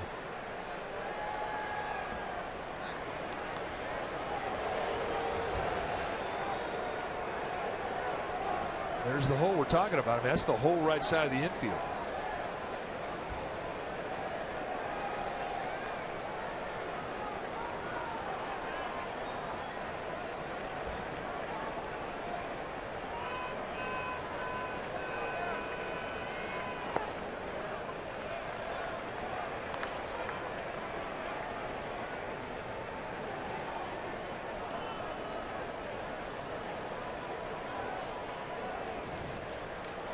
Upton on deck, 1 out, 1 on.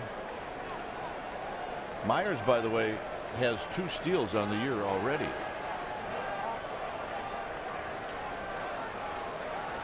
Look out, and that almost hit Kemp. Yeah, this becomes a big pitch. This is where Kemp will be aggressive. He has no problem expanding his zone when he's ahead in the count 2-0. He gets aggressive.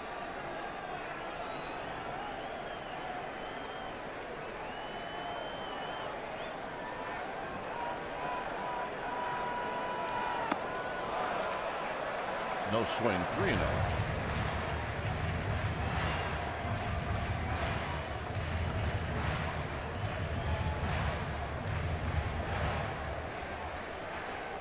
So respect from Hudson, a 2-0 slider down and below, and the fish weren't biting. He will swing 3-0. Check that runner. That was close. Hudson's got a good move.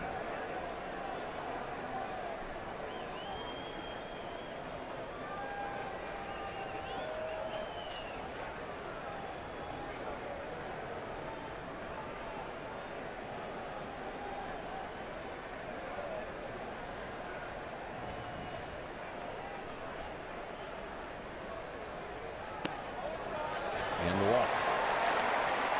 So the Padres get a runner in score position for free. But it didn't look like Hudson wanted any piece of Matt Kemp. At least not once he fell behind. Upton is doubled and he's flied out to center field.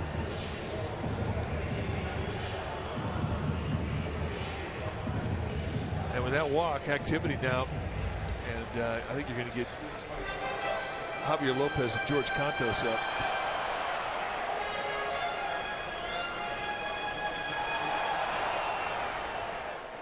Lopez, the left-hander.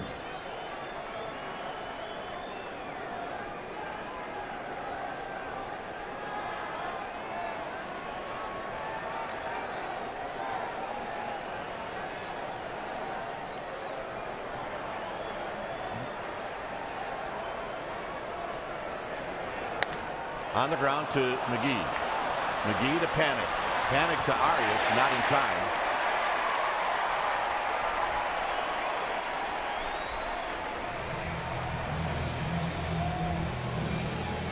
Gives you an idea just how fast Upton is. Guys who have power, they're going to have big backswings. And big backswing, and he's still on a hard smash to third, can leg out the back end of a double play and prevent it and extend an inning. Easy call for Brian Gorman, first base umpire.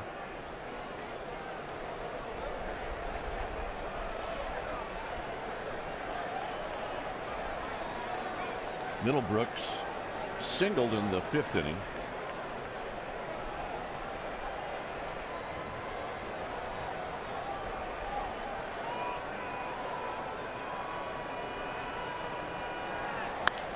And he skies this one down the right field line and out of play.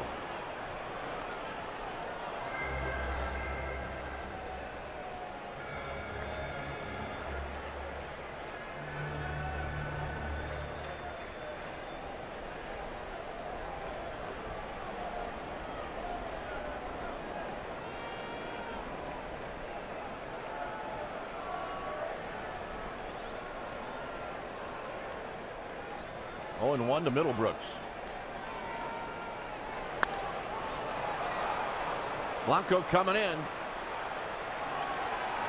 And he'll put it away, and Hudson pitches through an inning where it started to unravel, but he settles in, and Posey's going to lead things off.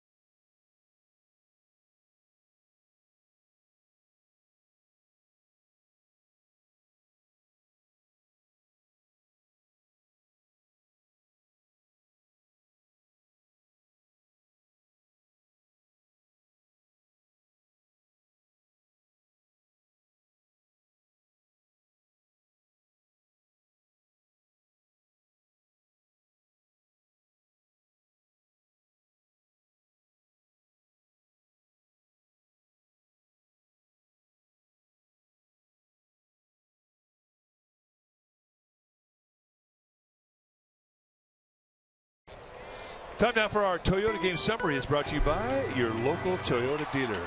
Well, no score. 0 runs, 2 hits, no errors for the Giants. No runs, 4 hits, no errors for the Padres. A great day to pitch, and we have seen great pitching. Tim Hudson is spectacular. 81 pitches through 6 innings. Giants have turned 3 double plays. Ian Kennedy, the starter for the Padres, had to lead the ball game in the 3rd inning with a hamstring problem, and Odrisamer Despaigne has been very, very good. It's been all about the pitching, and that's your Toyota game summary, brought to you by your local Toyota dealer. Buster Posey has bounced out twice.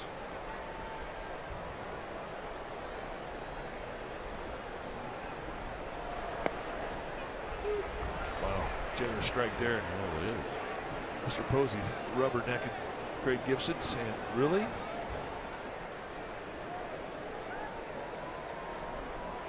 don't mind losing a 1st strike, but a 3rd strike, it's a different deal. Let's take a look at the 1st strike of this at bat. That's a generous call there.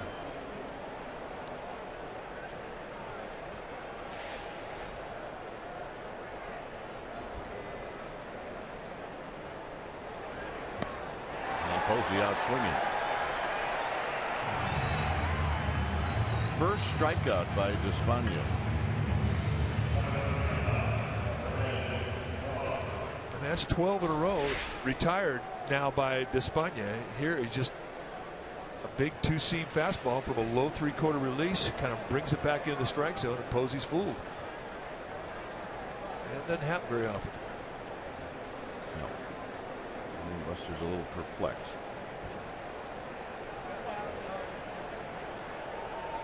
Here's Crawford. Crawford 0 for 2.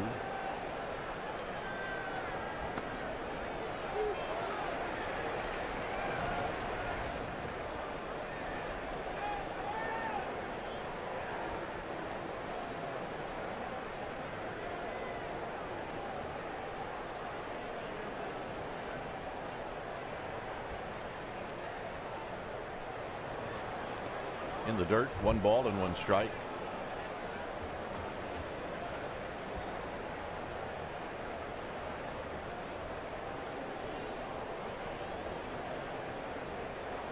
Casey McGee to follow. Giants have not had a base runner since Aoki walked in the 3rd. Crawford's going to hit a bullet, and this one is right at Kent. 2 outs. A lot of loud contact ever since the season has begun for Brandon Crawford. This time just a big league hang with him. There really is not a sun field. I mean, it's bright in right field, but the sun really not an issue in the eyes of of anybody on that right side. Second baseman, first baseman, right fielder.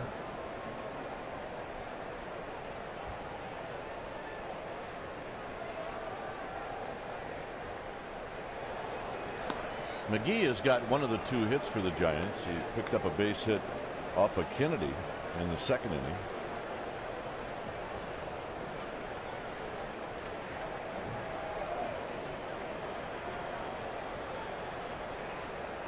Not even close. And it's 2-0. He's making stuff up right now. He is.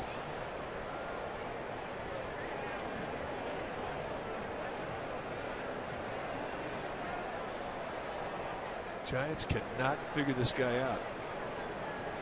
He's a Rubik's Cube in a baseball uniform.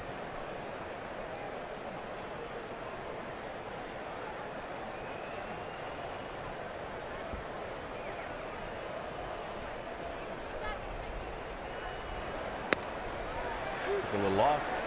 2-1. One of the few straight changes that he's throwing. For the most part, the slowest pitches he's throwing up there are those big balloon curveballs. Seen it 62, 64 miles per hour.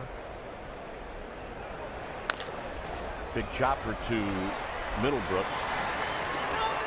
And another nice inning for Despaigne. No score.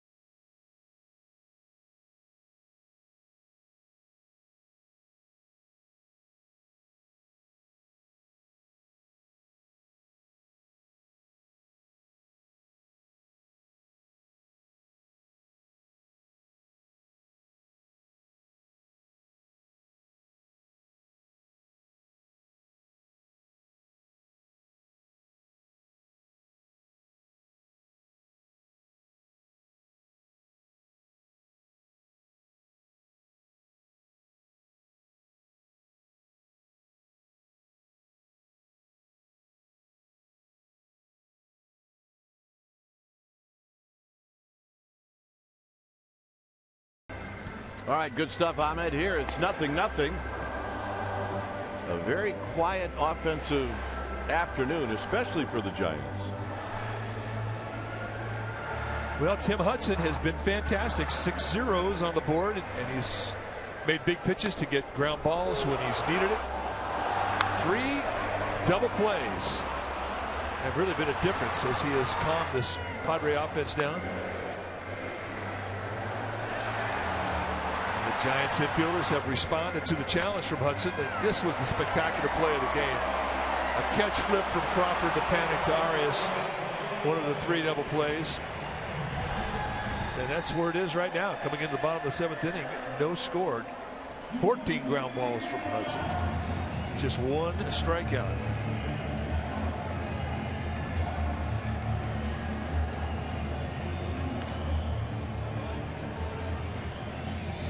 Giants Padres tomorrow night. Pregame live will start at 6:30, and you can see it right here on Comcast Sportsnet Bay Area. And this is the home of your world champion Giants. See the calendar A lot of games right here on CSN, including tomorrow night. Tim Lincecum on the hill tomorrow night. Hey, it's time for ice cream.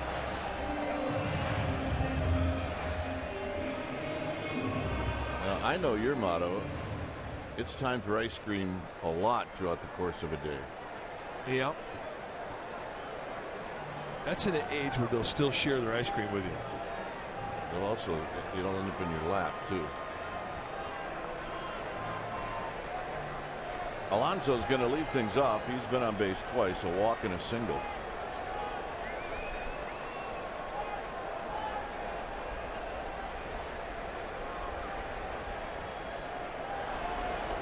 And the first pitch is down low. 4 years. When my kids all hit 4 years old, that was when they stopped sharing ice cream with Dad. That was it.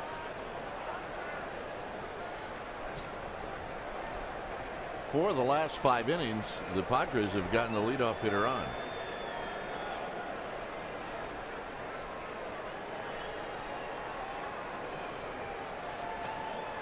Two and 0. It's Affeldt now, the lone giant in the bullpen, getting loose. Now, if Hudson allows Alonso to get on base, I believe that he would be out of the game. I don't think that Bruce Bochy's going to let him get back in the stretch again. There's a strike. Activity in the Padres bullpen as well. Joaquin Benoit, the right-hander.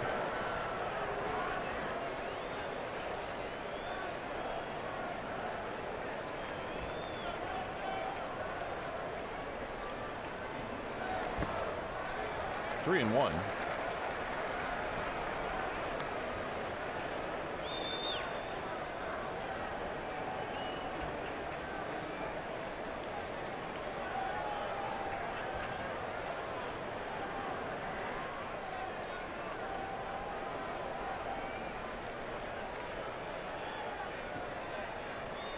And the 3-1 is ball 4. So another leadoff base runner.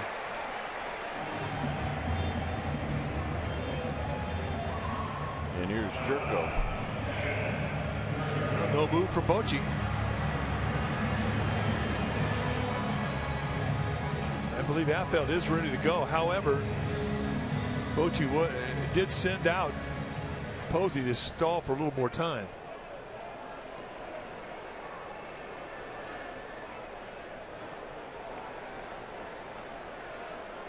Jerko has hit into 2 double plays.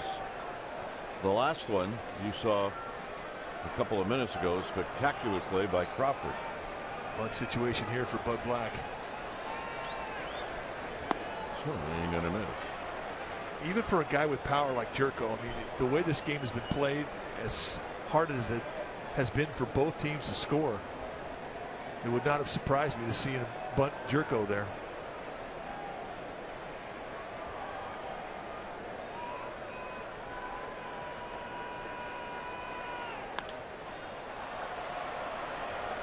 This is a play for panic.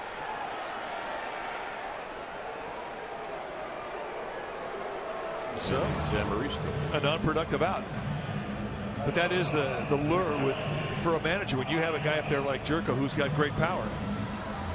He just might run into one. Or I mean, he get a ball deep enough that you could advance a runner like it was a sacrifice bunt. But it did not work that time.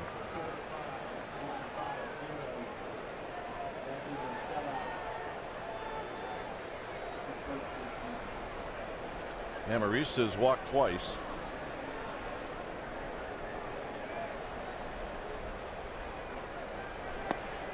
And he takes low.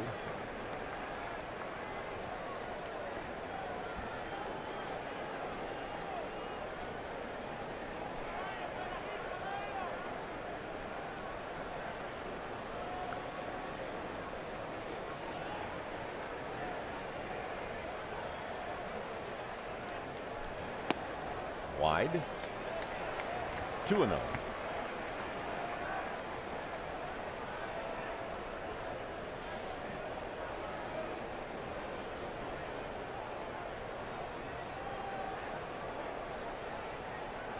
Not a lot of speed with Alonso. Jets are kind of half hold them on. at first base. There's a strike.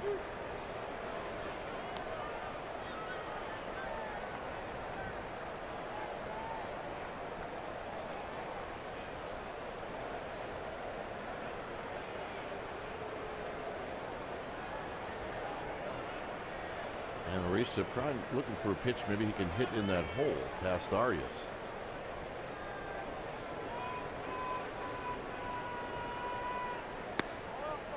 Close. That's what Hudson wanted. It would have been a pitcher strike. And Marista showed good patience and a good eye. Set the target in the outside corner. A little bit of a body slide from Posey to try and keep his chest protector behind that ball and coax Greg Gibson into a strike, but he wasn't buying. Runner goes. Swinging a base hit into left center field. And Marisa take a wide turn, and now Padre runners again at the corners with one out. Second time we've seen Bud Black start a runner, even with an average speed runner like Alonso, and a 3-1 count to get it in count. He was betting on contact from Amarista, and Amarista comes through.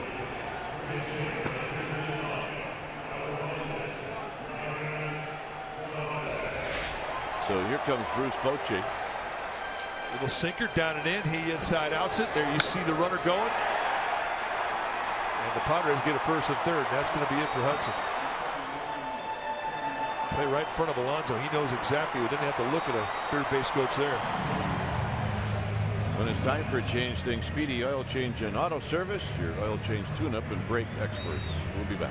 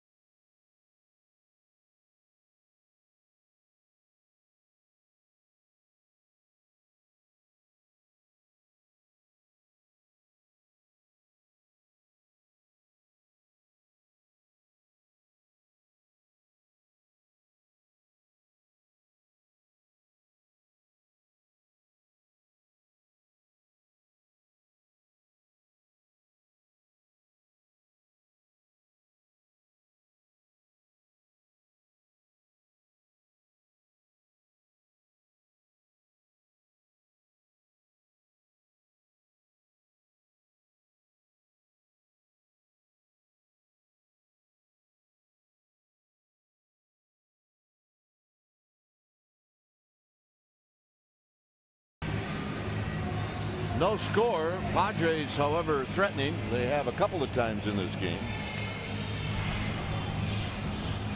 And there's Jeremy Affeldt. Take a look at the numbers last year for Affeldt. 62 games. 4.2 with a 2.28 ERA. Affeldt with a low 90s sinking fastball. He gets a lot of ground balls, big curveball, and a fork ball.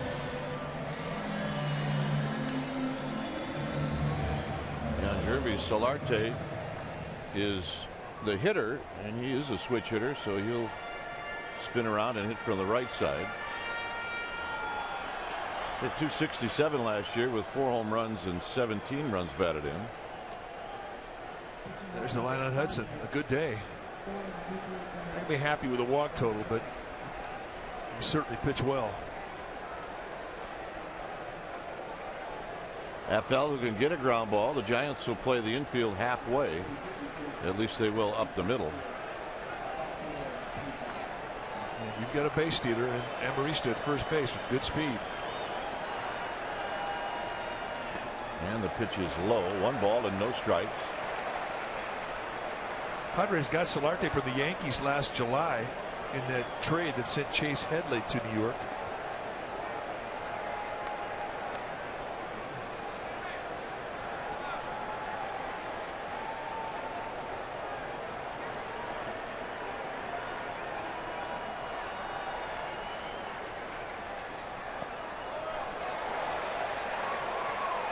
just a bit outside, just a bit low.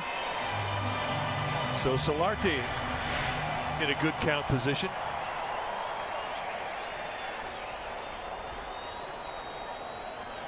Felt wanted it. What pitcher wouldn't?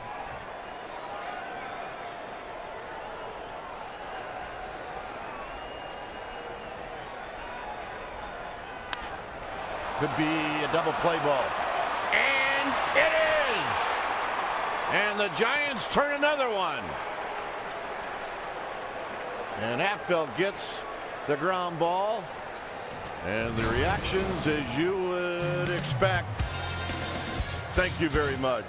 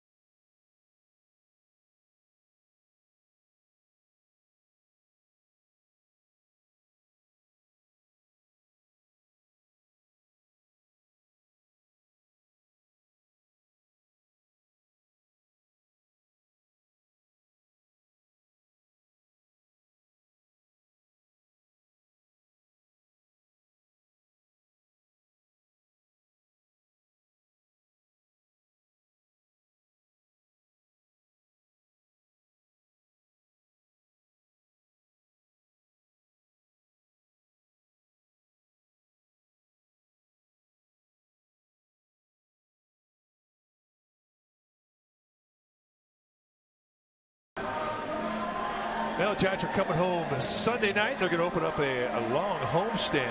First three against the Colorado Rockies. And remember, Tuesday is the first Say Hey Tuesday. Yahoo Sports Talk Live from the Plaza at 5 p.m. Pregame live at 6:30. The game time 7 o'clock. See you right here on Comcast Sportsnet Bay Area. The first 500 fans will get a cheer card and a World Championship foam fist. So check it all out. The first Say Hey Tuesday of the year. When it's time for a change, think Speedy Oil Change and Auto Service, your oil change tune-up and brake experts. Joaquin Benoit, the new pitcher for San Diego, he is the setup man. Take a look at his numbers last year. Great season. He had 11 saves, 64 strikeouts in 53 innings with a 1.49 ERA. And you're going to see a good fastball that's mid to high 90s, hard slider and a changeup.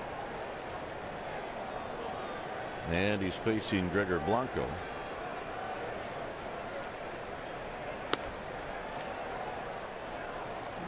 Blanco singled in the second, hit a fly ball to center field in the fifth.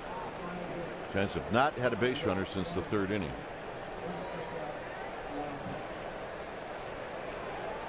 Benoit in his 13th year. Big guy, 6'4", 250, out of the Dominican Republic.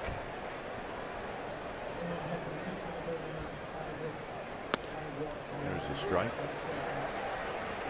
Benoit came up with Texas. Was there for 8 years. Then we went to Tampa, Detroit. Padres got him last year.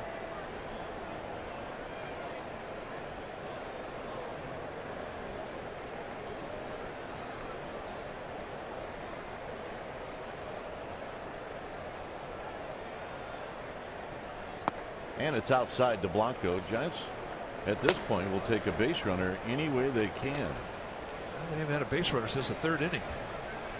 That's how good Despaigne was.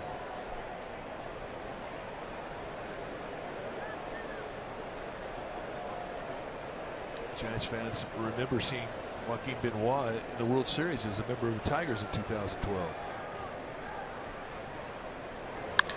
And Blanco digs it out, and he singles to lead off the 8th. And now we'll see if Joaquin Arias can lay down a bunt.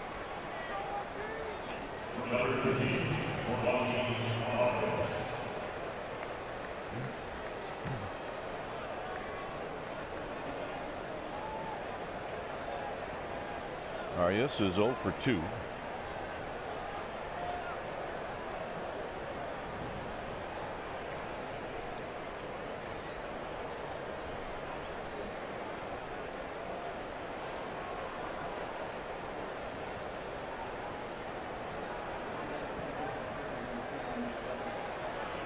And the bunt.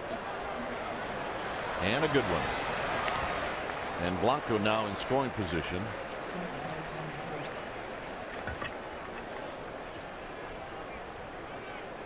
And Matt Duffy's going to hit. You know, we always have talked about this over the years, but it bears repeating. When you have a play put on, your manager wants you to punt. If you could do it on the first pitch, it absolutely enhances the rhythm of the inning. One pitch, boom, get it done. Nice job, Joaquin Arias.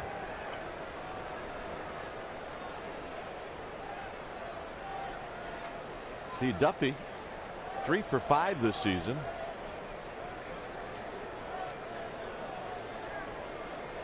And as far as speed goes, the Giants have the guy they would want at second base, and that's Gregor Blanco.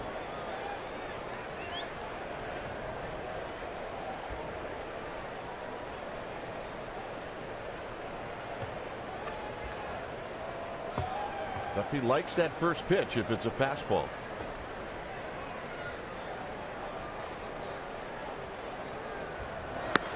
And he takes a strike, and it's 0-1.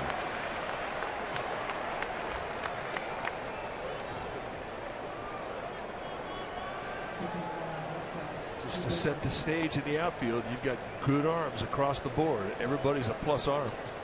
Upton, Myers, and Kemp. They all throw well. You have good speed at second base with Blanco.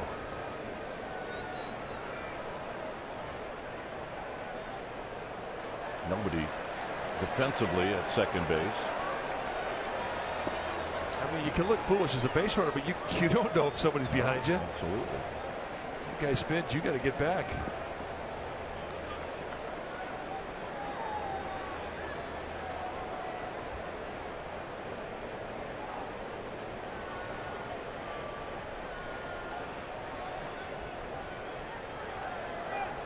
Down low.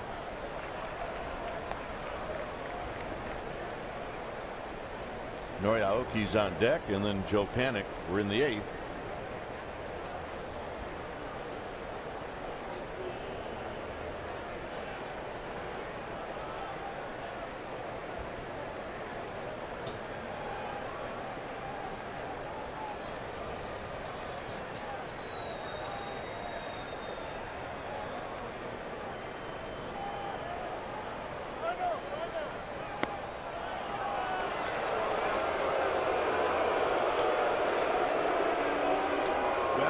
Late step out, but if you're going to be a pitcher and you're going to hold that hitter for a long time, I mean, you cannot blame an umpire for giving in to the hitter and calling timeout, even if it seems late. And Benoit has really slowed the pace of this game down, and he's done it deliberately. It's how he works, especially with runners in scoring position.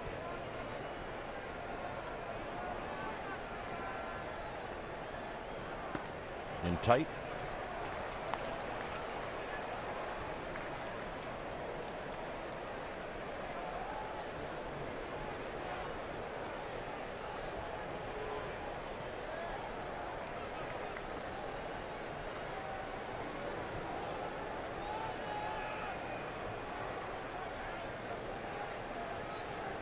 Two and one to Duffy.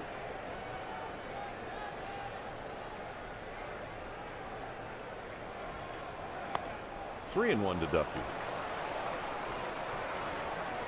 He has been red hot. When you're red hot, you're seeing the strike zone well. And he has put on a good eyeball throughout this at bat. Noriaoki waits on deck.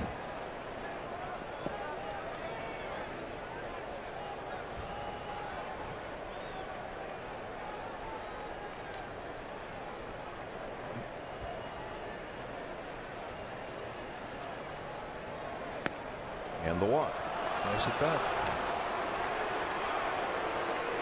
First pitch he saw was a strike, and then he did not see another one after that.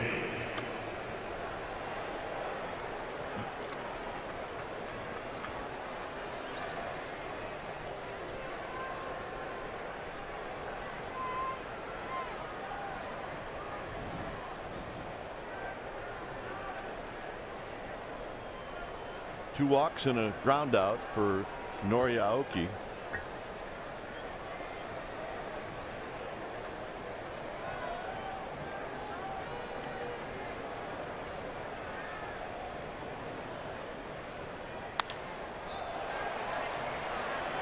Could be playable. Could not be playable. Amarista trying to trick everybody. Good try. Well, he deked a few people over there on the left field side. Good try. He enjoyed it. All right, let's watch the deke.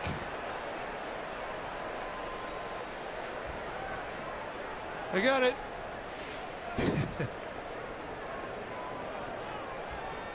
You'd have done the same thing. I would have. Absolutely.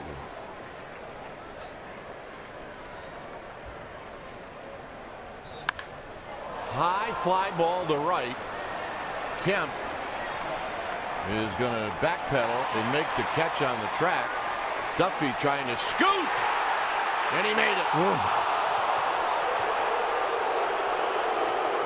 Maurice is looking into the Padre dugout.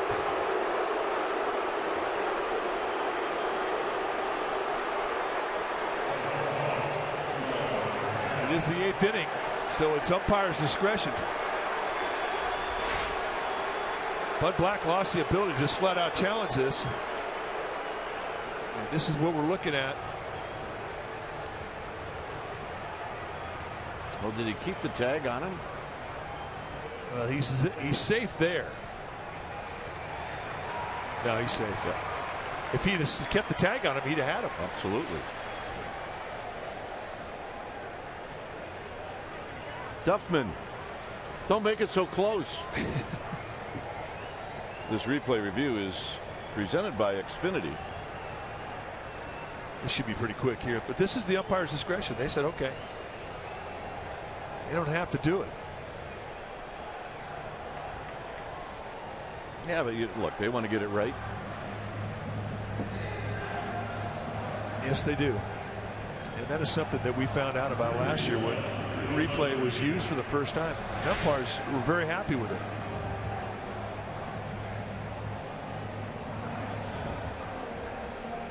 Had he kept the tag on him here, he'd have had a chance to put him in the dugout. He'd have been out. But here, that foot gets into the base. He was not tagged. No, there's no way. He's safe. They just showed the replay here. Yeah, they showed the replay, and all the Dodger or the Padre players just kind of went back to their positions.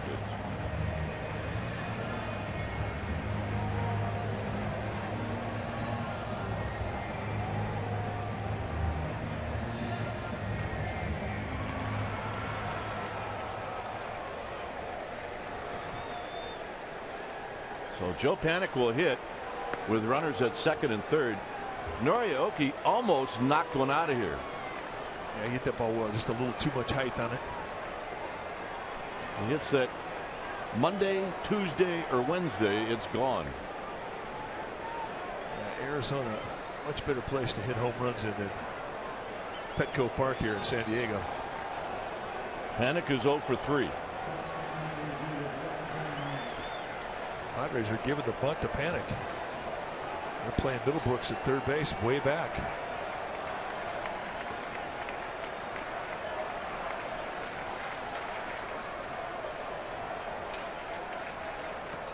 And the pitch is down low. Blanco will have to be heads up.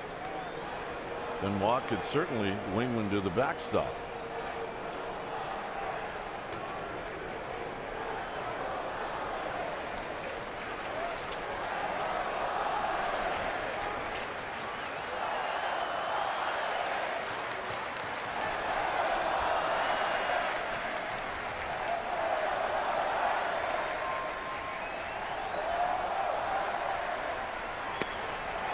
and strike. Good change up there. It's a good weapon for Benoit, especially against lefties. So that 1-0 changeup, education for Joe Panik.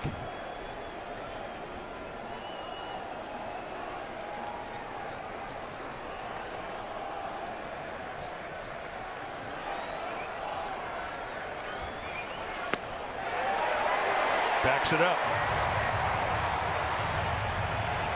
Another changeup. And now it's advantage Benoit, a 1-2 count.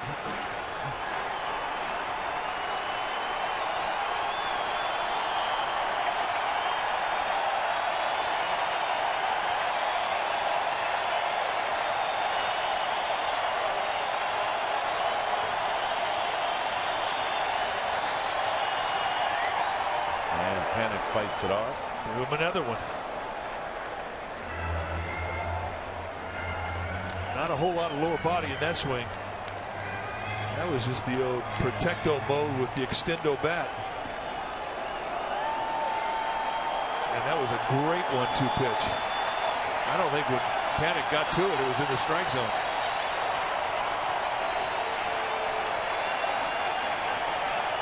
Fastball in here might be tough.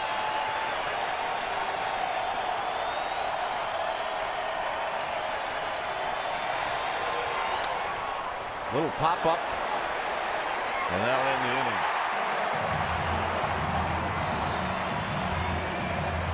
Bottom of the 8th coming up, no score.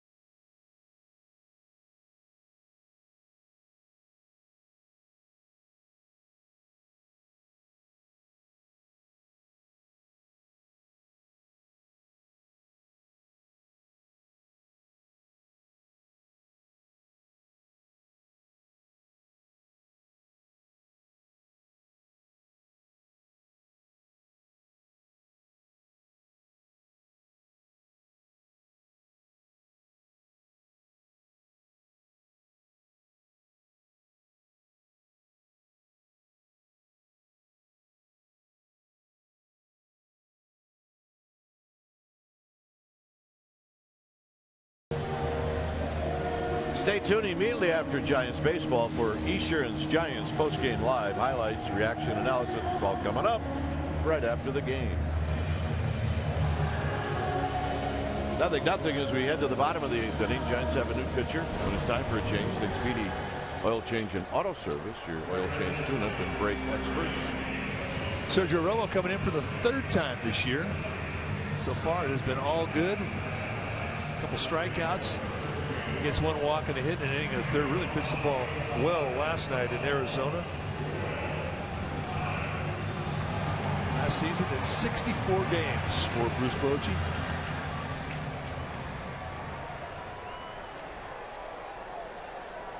Three right-handed hitters for Romo, all good hitters. This is the top of the order.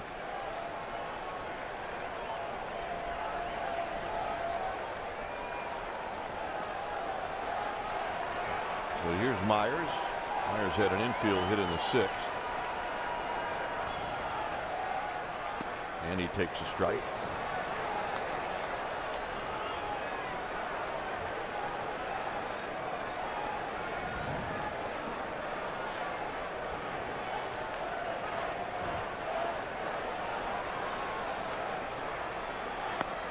I don't know if it's good or if it's bad for Myers that he's never faced Romo before. Well, having never faced Romo for the first time, you are totally at a disadvantage if you're hitting from the right side, just because of the uniqueness of Romo's slider. We always talk about the no dot. It doesn't give you the normal heads up with the rotation you see on the ball as a hitter. And he's looking for it. He was there. You're right.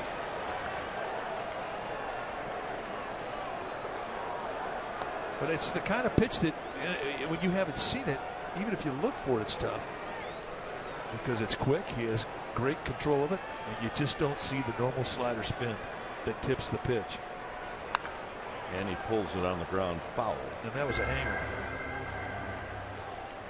That's as much of a mistake as you'll see from Romo with that slider, especially in a 1-2 count. He usually starts out off the plate and lets it fall out of the strike zone away to right-handed hitters.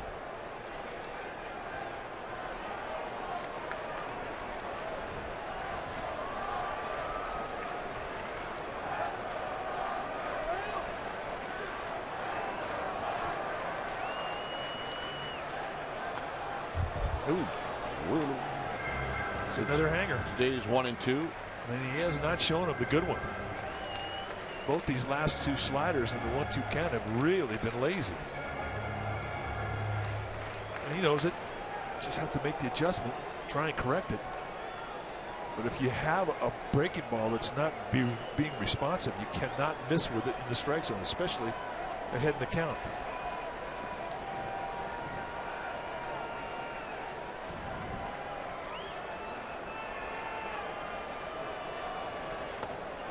Like that.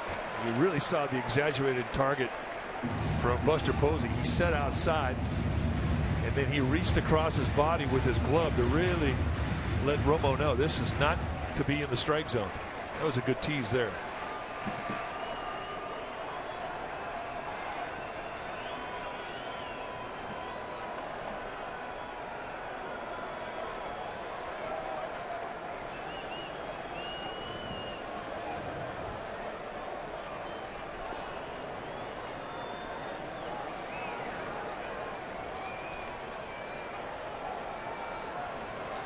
Two and two.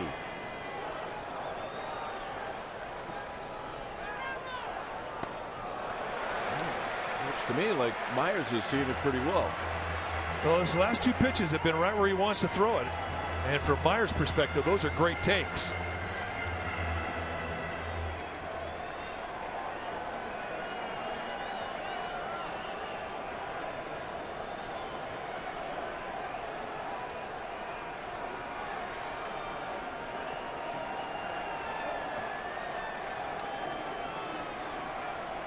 Three and two.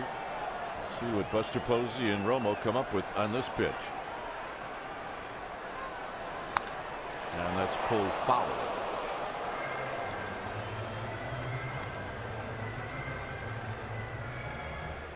He is out there today. And remember, he pitched last night. And I don't think that the stuff that we saw in last night's game in Arizona has showed up today. That was another lazy breaking ball. Not a lot of snap.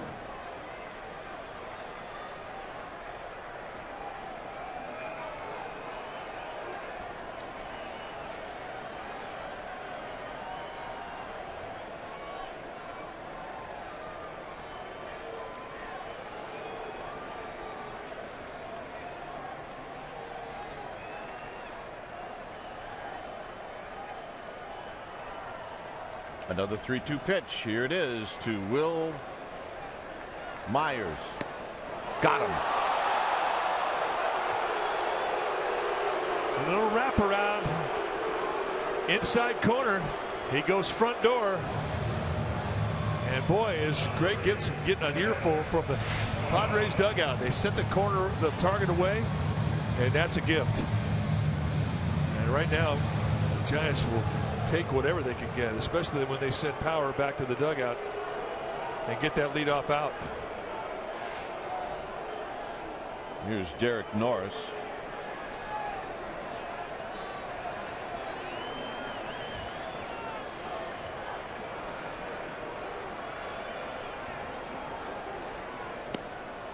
strike to Norris. He's 0 for 3.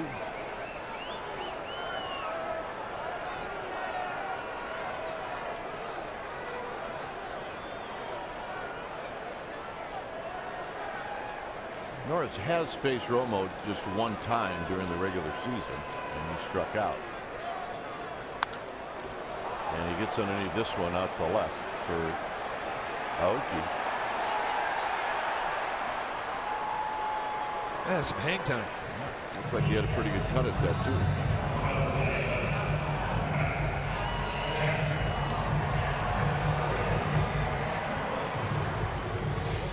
Here's Kemp.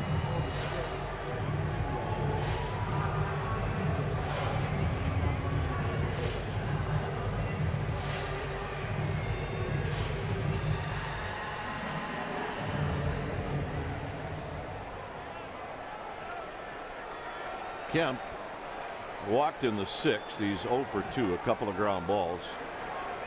All of those at bats came against Tim Hudson.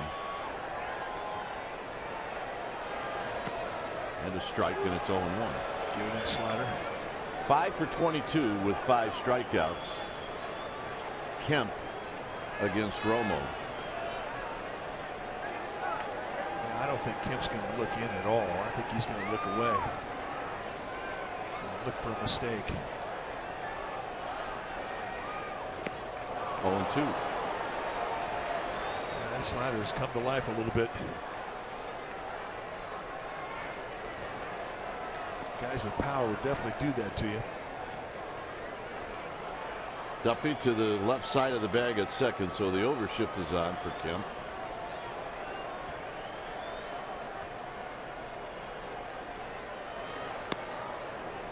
Misses 1 and 2, and he probably wanted to miss. Oh yeah, he wanted it off the strike zone, but he also wanted Kemp to go fishing.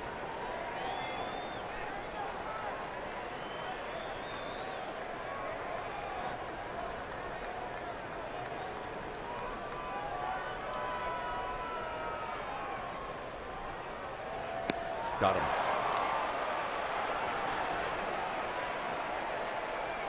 It'll be Pagan, Posey, and Crawford coming up.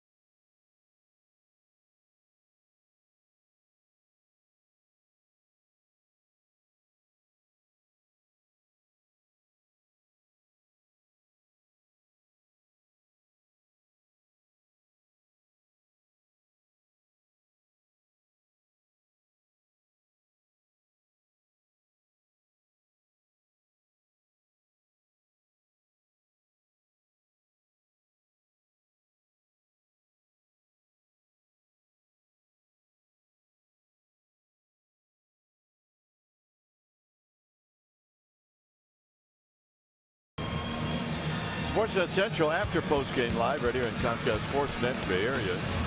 You'll get sound from the Giants locker room. Giants insider Alec Pavlovich and the Masters round 1 highlights. No score as we head to the 9th inning. And the new pitcher is the newly acquired Craig Kimbrell. And you see Kimbrel's numbers from last year. He has pitched in one game for the Padres. Pitched one inning. He struck out 3. And here he'll face Angel Pagan.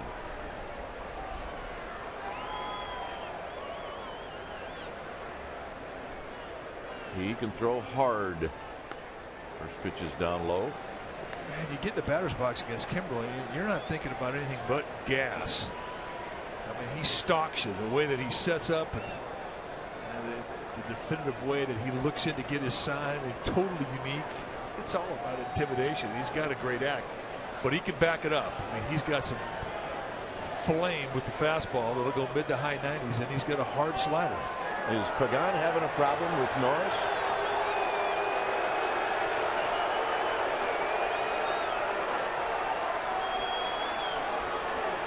And is this a warning?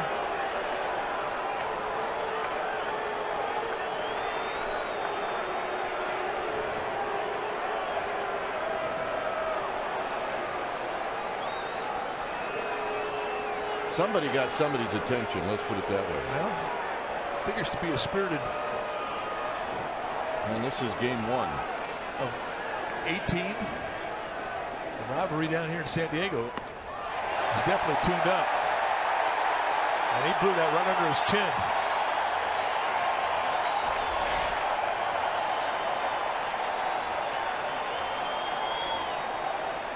Little rock that Pagan flipped back to Norris. I don't think he appreciated that. Maybe in fun, maybe not.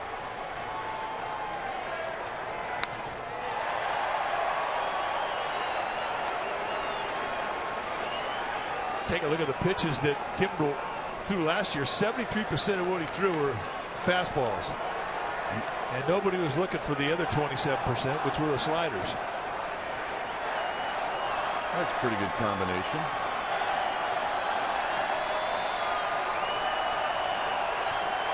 It's 2-1. And a strike, 2-2.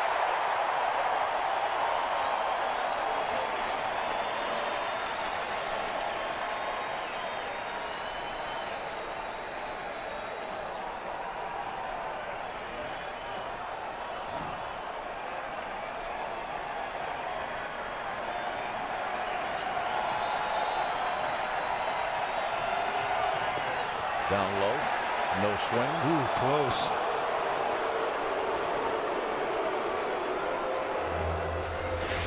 All right, did he go? Breaking ball in the dirt. Did not. Good call.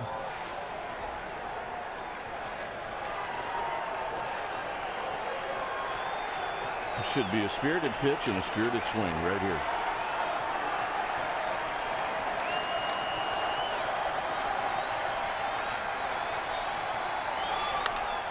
Hit into right center field, and that's to the wall. Pagan on the move. Pagan hits the bag. He's going to be safe at third.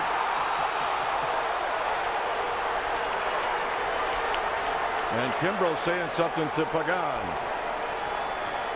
Well, one thing Pagan's going to bring into a game is energy, and that's a pretty macho at bat. Remember the 1-0 pitch when he got buzzed under the chin?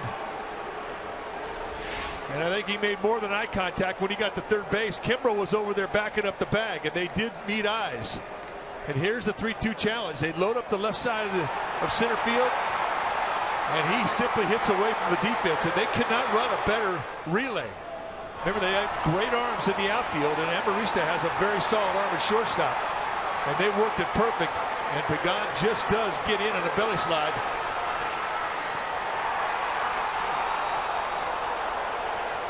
And if that doesn't fire up a bench, I don't know what will.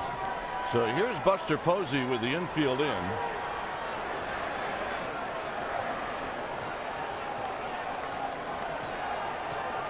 A 100% pure strikeout situation for Kimbrel.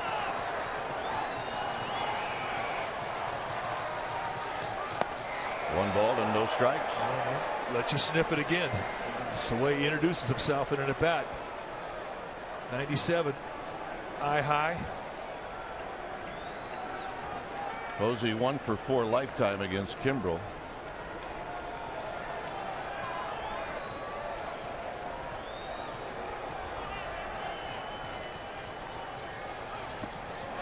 dirt. 2-0. You can't help but get started early on 97, especially with a little bit of a sling, and it's not an easy pickup from Kimbrel, which makes it even look faster. He drops that slider down the dirt, and it's hard to even check a swing.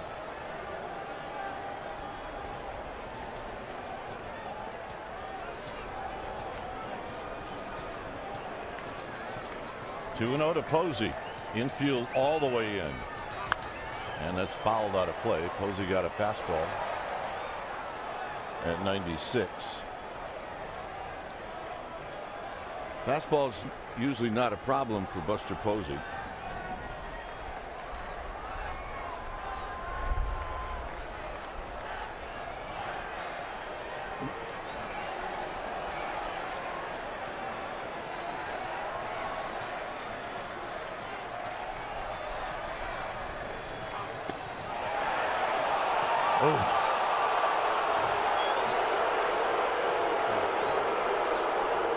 Trying to go on the inside corner and come front door.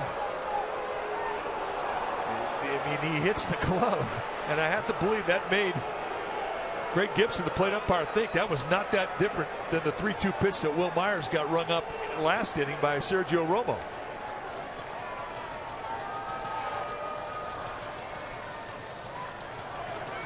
And the walk.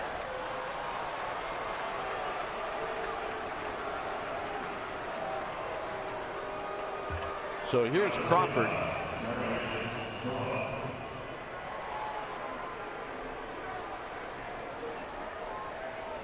Crawford is 0 for 3.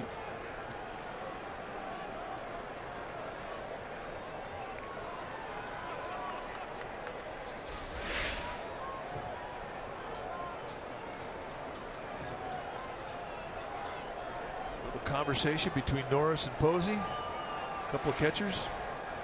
I would doubt it. Here's Crawford. Crawford has faced Kimbrel lifetime 1 for 2, a double. And the fastball is high, 1-0. He's not been able to get in front of the 3 hitters that he's faced here in the 9th.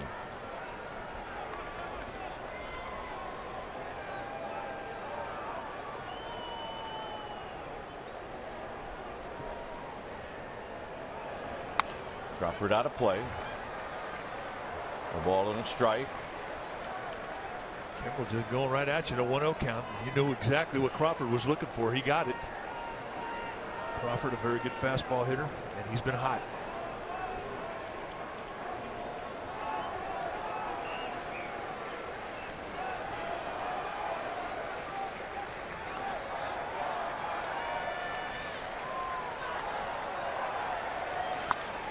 And this little pop-up may not do much of anything. 1 out. Now it's a significant out because now the Padres can relax back their middle infielders and play for the double play. Kimbrel more of a strikeout fly ball guy. It'll be interesting to see how Bud Black sets his defense.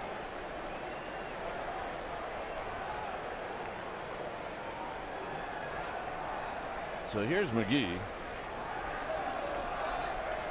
McGee 1 for 6 in his career with 3 strikeouts against Kimbrel. They're not really concerned about the double play.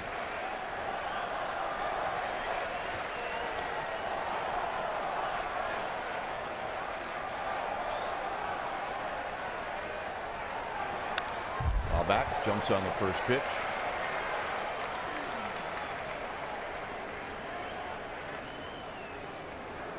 There's the career numbers against Kimbrel. He puts the ball in play. 3 strikeouts and 6 at bats. And he's got to put the ball in play here.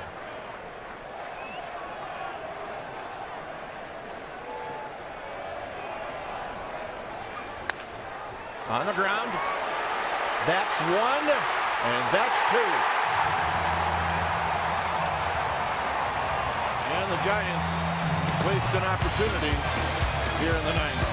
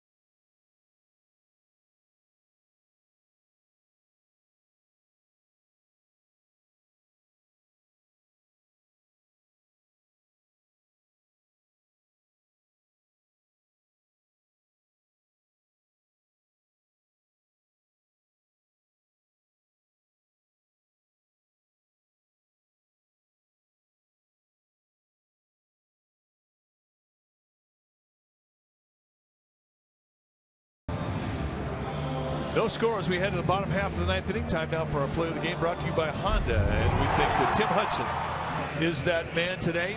First start of the year. And he goes 6 1/3 solid, giving up 5 hits, no runs. He walks 5, strikes out 1. Tim Hudson, our Honda player of the game. There's the double play, and they really didn't set it. This is the play that we think was the play of the game, from Crawford to Panic. The Giants have turned that double play well today. And the Padres return the favor in the top of the ninth. Good pitcher now for the Giants, Gene Machi. Third time he's come into a game. And he'll be facing Upton, Middlebrooks, and Alonso.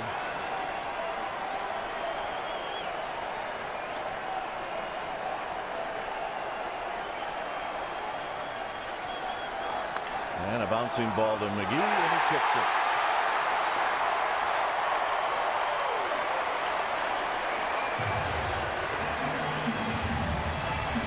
So an error on McGee. And here's Middlebrooks.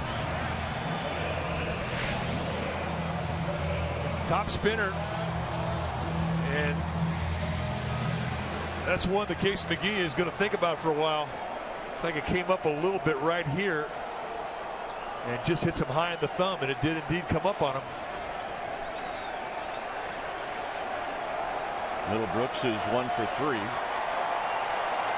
First error of the game.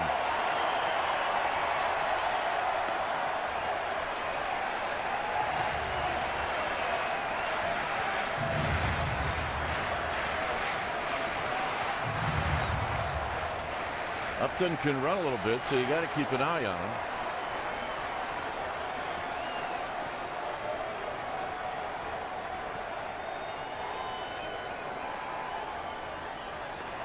That throw over called by the bench.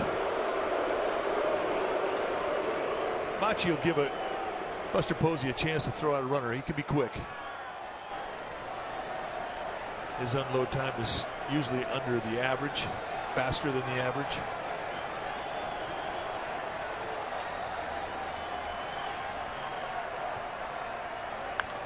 Out of play.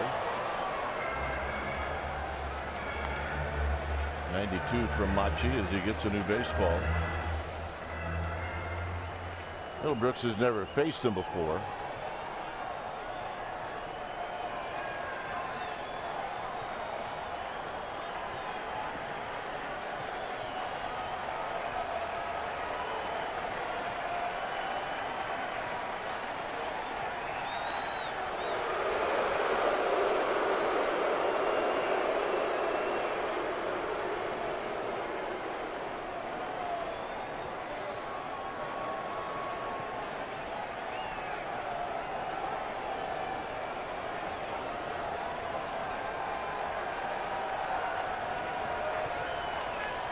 In tight. The Giants have turned 4 double plays in the game.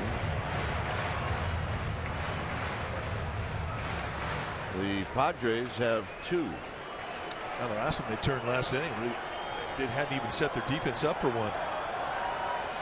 But it was hit so sharply, it gave the Padres middle infielders to get it in time.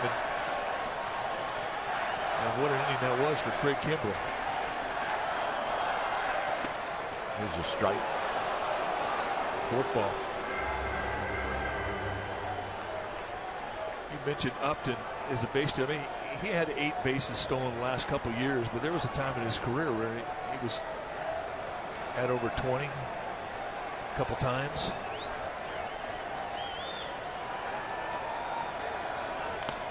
Kept foul.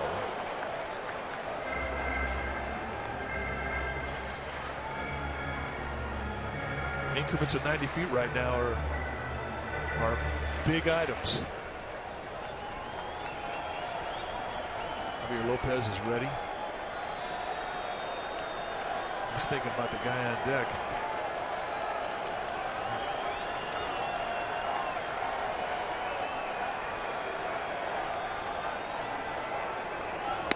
Got him. It's big league football right there.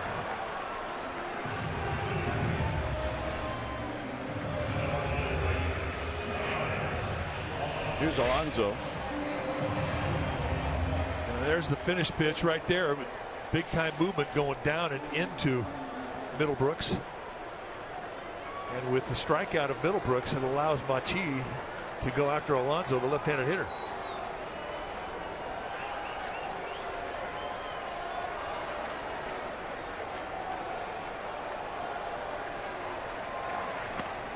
And a strike, and it's 0-1.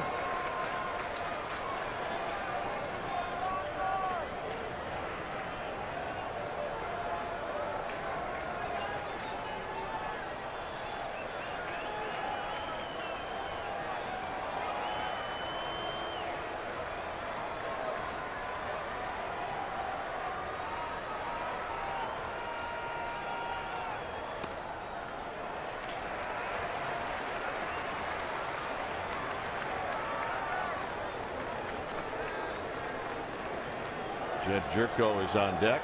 We're in the bottom of the ninth.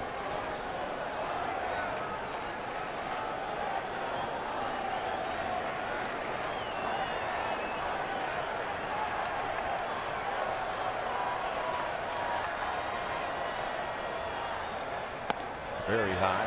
2-1.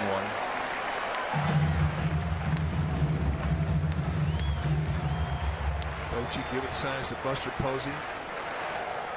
Ochi from the dugout. I mean, he can call the throw over to first base. He can call a pitch out. He can call a step off.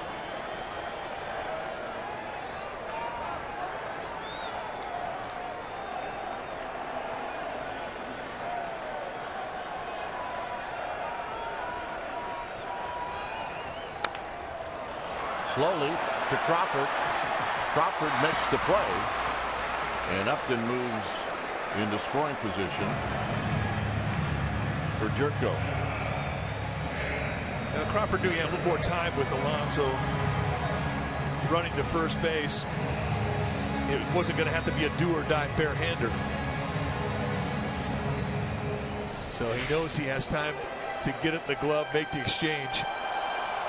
But he also knows there's no chance to get the out at second base. So the Padres have a productive out. They do get their runner in scoring position.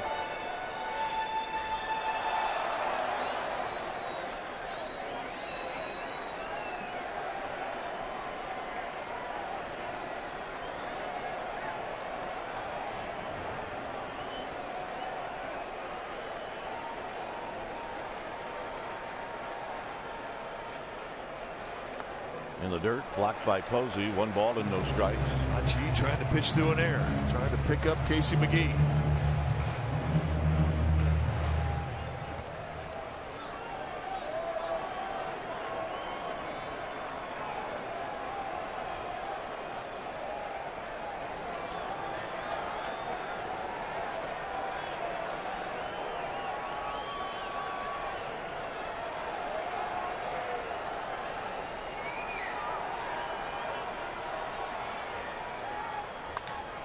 Into the hole.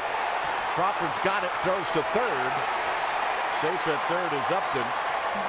Jerko comes up with an infield hit. Now Crawford does a good job of not letting this ball get to the outfield. And the only play he's got is at third. But here's the play. It keeps the score tied. That ball gets to the outfield. It may have been a whole different story. Here comes Bruce Bochy.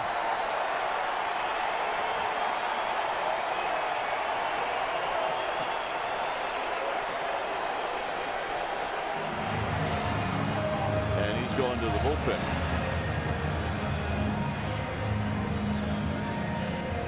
When it's time for a change, think Speedy Oil Change and Auto Service. Your oil change tune-up and brake experts.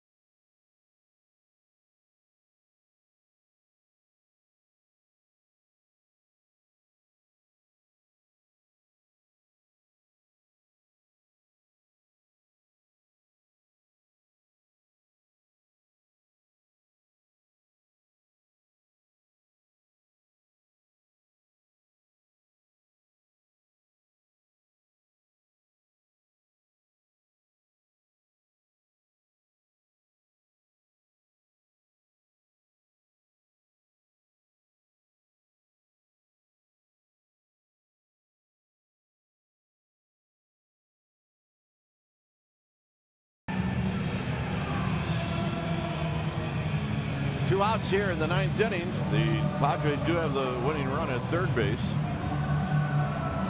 And it'll be Javier Lopez on the mound. Last year, Javier Lopez in 65 games. And these are his numbers. 22 strikeouts at 37 2/3. A fastball, curveball, slider, and a changeup from Lopez.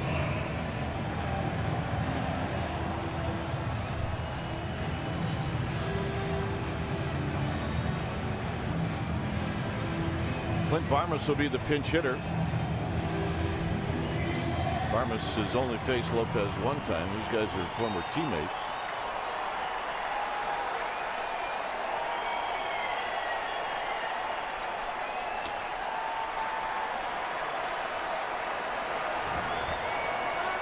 Barmes has been hot. It's off to a good start.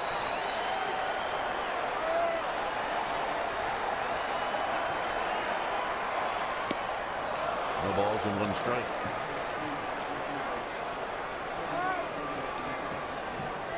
The pitch that Javier Lopez brought back this spring, the changeup, has really been a good pitch for him against right-handed pitching. Right-handed hitting, I should say. And that's fouled between the legs of Buster Posey. It's 0-2. 2 pitches, 2 changeups, and a quick 0-2 count. Barmes has always been a good mistake hitter. He likes the ball up.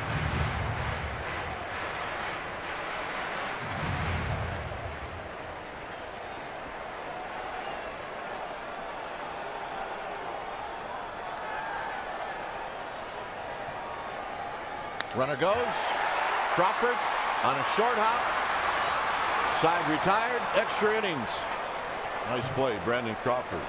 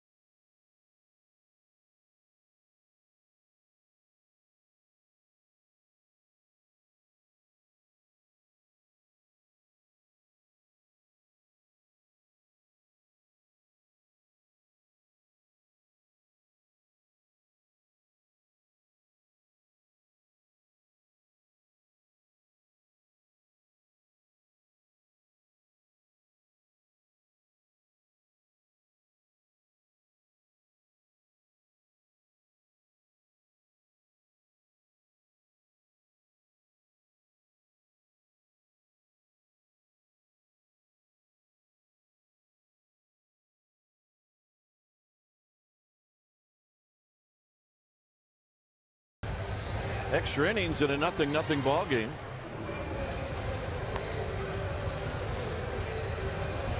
Dale Thayer is the new pitcher.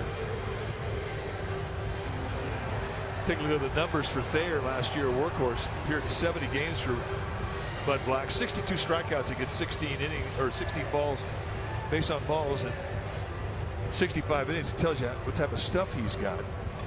Product out of Chico State. Thayer, in his 4th year at the big league level, 6 feet tall, 220-pounder. Got a fastball that goes low to mid-90s, hard slider, and a changeup.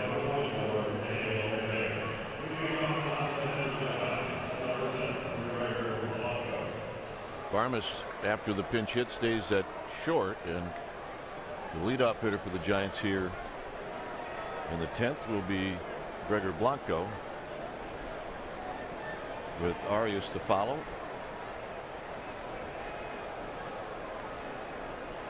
Blanco's got a couple of hits.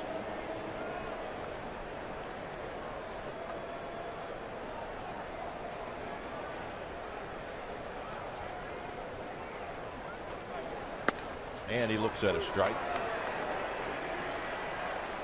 Blanco 4 for 9 in his career against Thayer.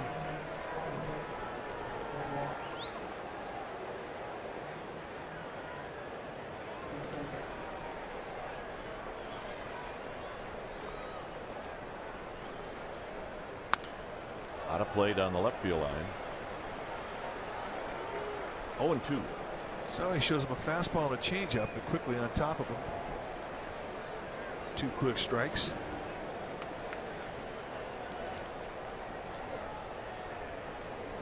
Hey, that guy's got some guts wearing that hat around here.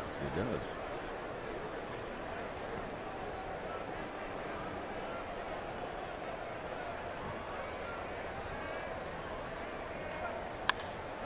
Little pop up out to Barnes. He'll make the catch. And now Arias.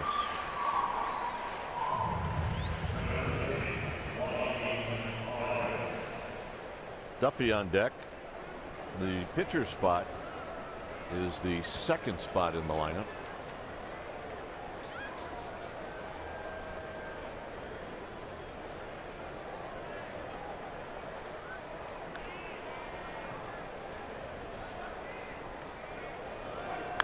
Arias out of play. 0 for 2 with a sacrifice bunt this afternoon for Joaquin Arias.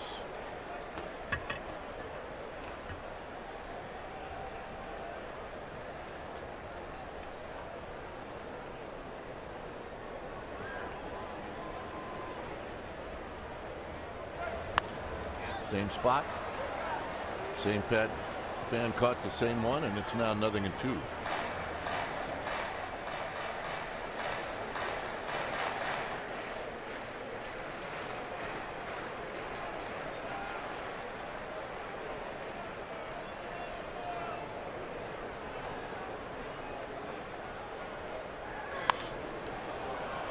That's going to be fouled on the right field line.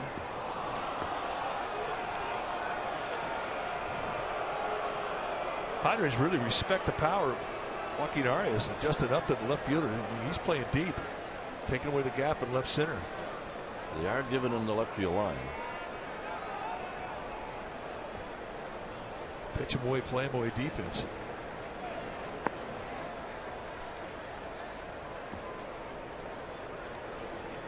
The thing about this ballpark, you're a reliever, and we've seen the Padres do it ever since they moved in here. Padres relief pitcher pound that outside corner. They dare you to hit the ball out the opposite way. Got him.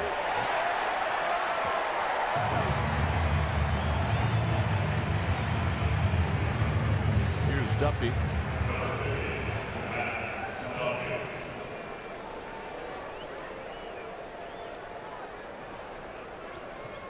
Duffy's only at bat came in the 8th where he drew a walk.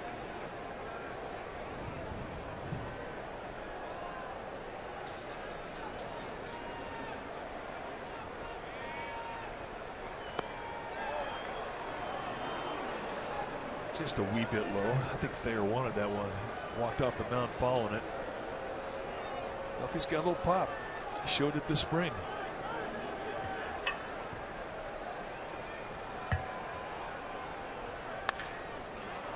Barmes, Alonso, and Thayer with a 1-2-3 night. Pitcher spot, and then the top of the order coming up.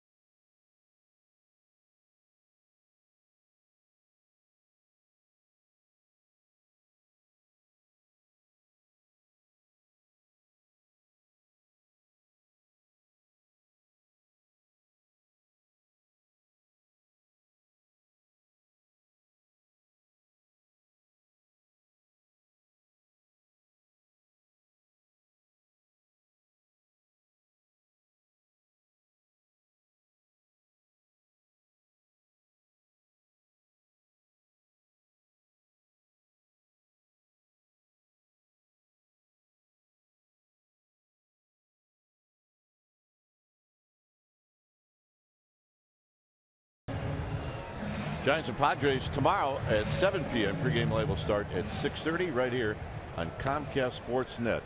Bay Area. Then we'll have the game for you on Saturday and Sunday before we head home for the home opener on Monday. So Lopez stays out. It'll be Corey Spangenberg who's going to pinch hit.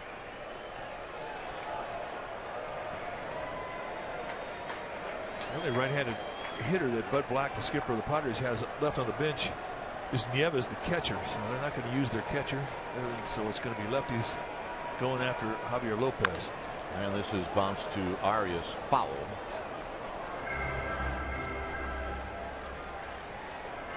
Spangenberg has had one at bat.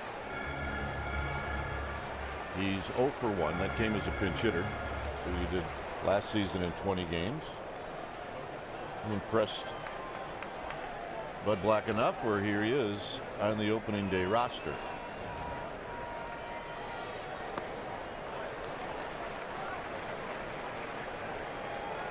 Myers is on deck. It's not likely Myers is going to face Lopez.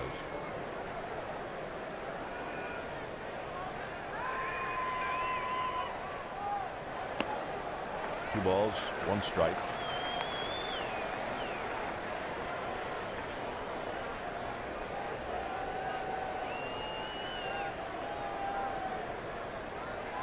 George Cantos, the right-hander. Giants bullpen. This becomes a big pitch now. And Javier Lopez knows it. He cannot walk Spangenberg. He has to make him swing the bat. You got the top of the order coming up. And this is hit to right. Blanco is going to drip back and make the catch. And here comes the skipper. Well, he had the challenge there.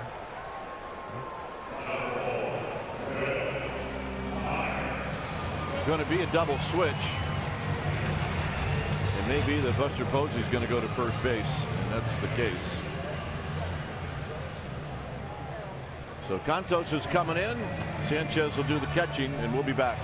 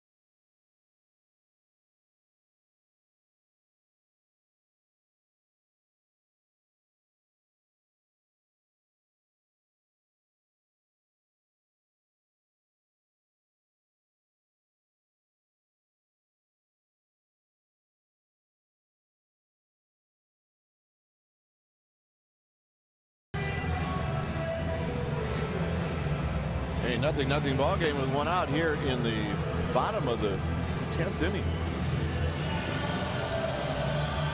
So George Cantos is the new pitcher. Take a look at the numbers last year for Cantos in 24 games, 4-0 with a 2.78 ERA. Cantos had a very nice spring. Two types of fastballs, hard slider, and a changeup.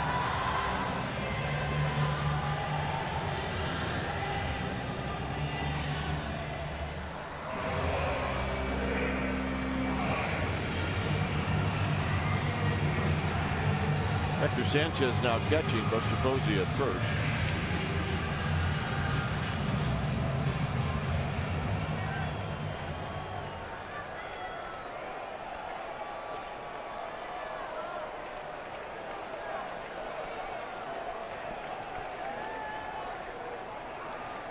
Myers, 1 for 4. He had an infield hit in the 6th inning.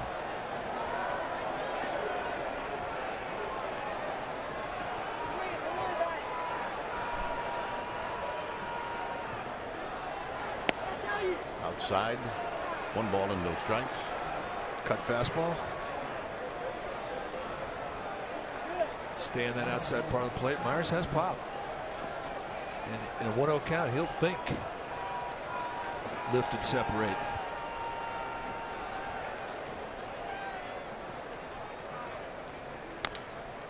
On the ground to McGee.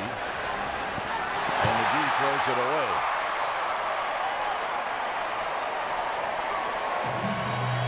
That's the second error of the game for Casey McGee. The second time that he's had an error that has allowed a Padre runner to get on base and start an inning.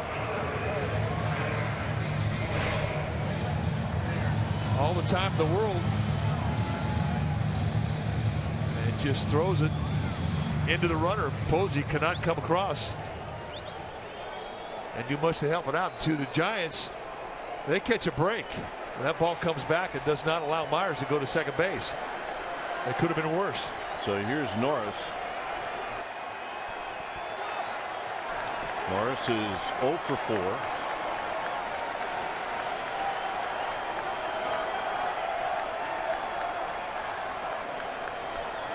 I would be surprised to see a bunt. The thrower was to see if Norris would indeed show it.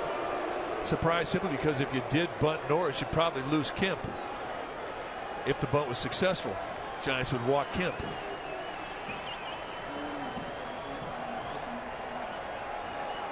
I beg your pardon, there's 1 out. I thought there was no out. There will be no bunt. Myers leaning.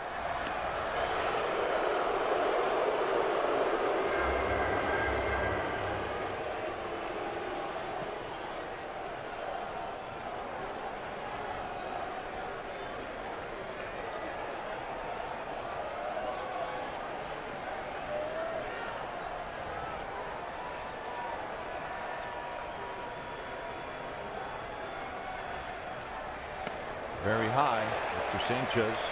Easy take there. Looked like he was trying to throw a cutter and just kind of goosed it. Giants are playing doubles defense in the outfield. They're playing deep.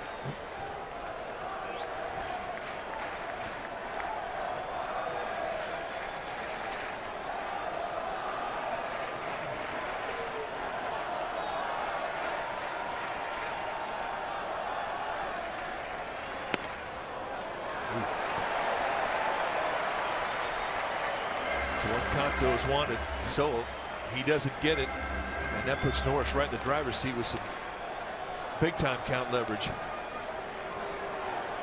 Santos has to get in the strike zone. He cannot walk a runner into scoring position, so he's got a challenge right here.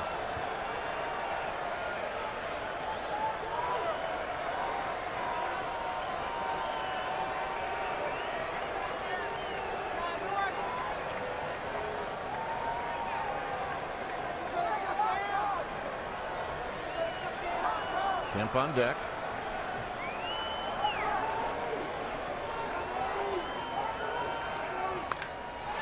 And a base hit.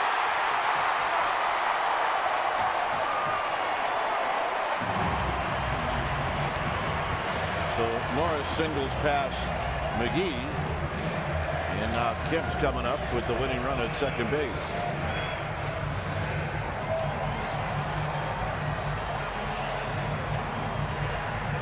Hector Sanchez is going to come out and try and calm down Cantos, and he'll give him a little bit of a pep talk saying, just get one of those ground balls, hit it at somebody, we'll turn that dumb play. We've been doing it all day.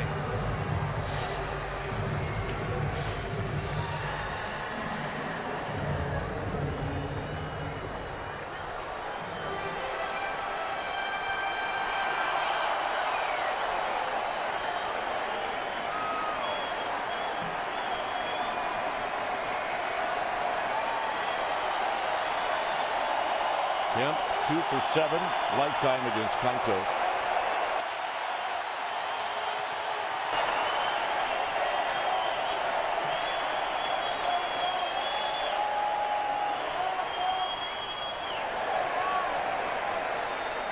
again, opens it up with a cutter.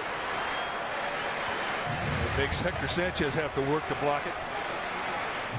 90 feet from second to third is one they do not want to give up by way of a wild pitch or a pass ball.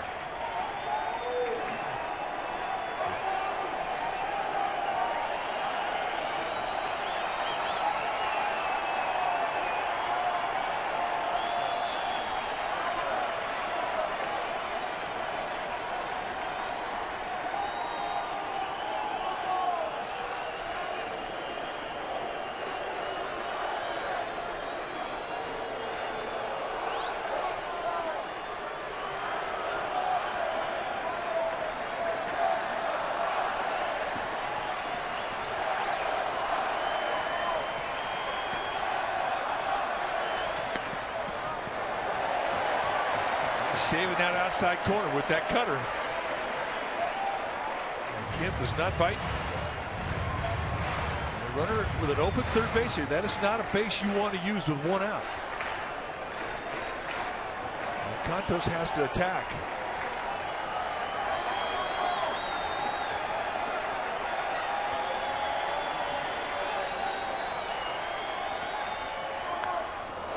And Kemp takes the swing and he fouls it out of play.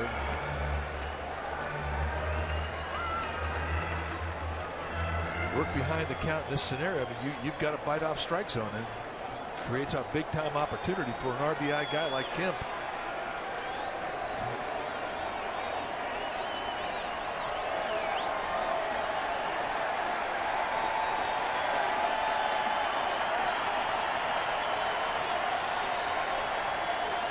Sanchez setting up the target in, and it's 2-2. Change the grip, threw a sinker at 90.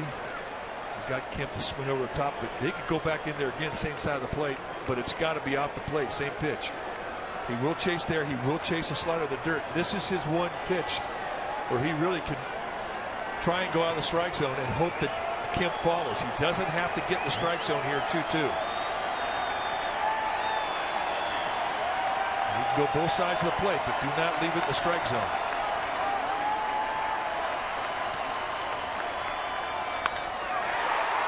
McGee knocks it down. They're going to get the out there, and that's it. Heads up play by Crawford.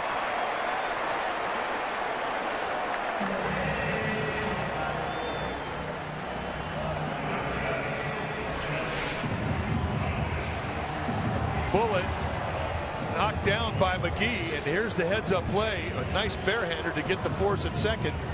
And there wasn't a whole lot that Derek Norris could do. I mean, he doesn't have a lot of speed, but he has to freeze on the line drive anyway with one out. So they get the easy out there. No chance for Kemp at first base. So here's Upton.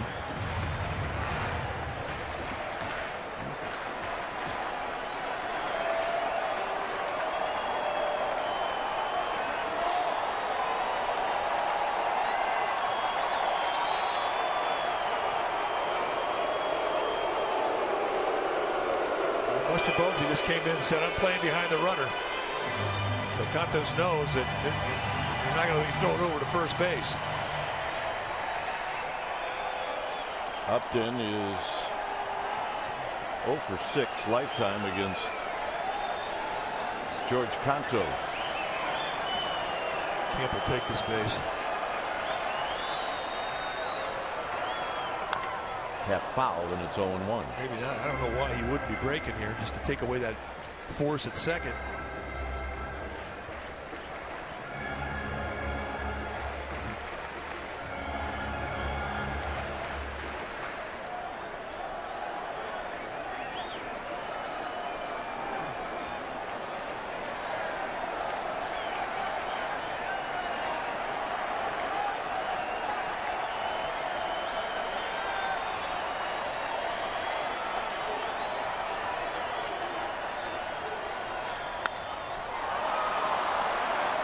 Blanco.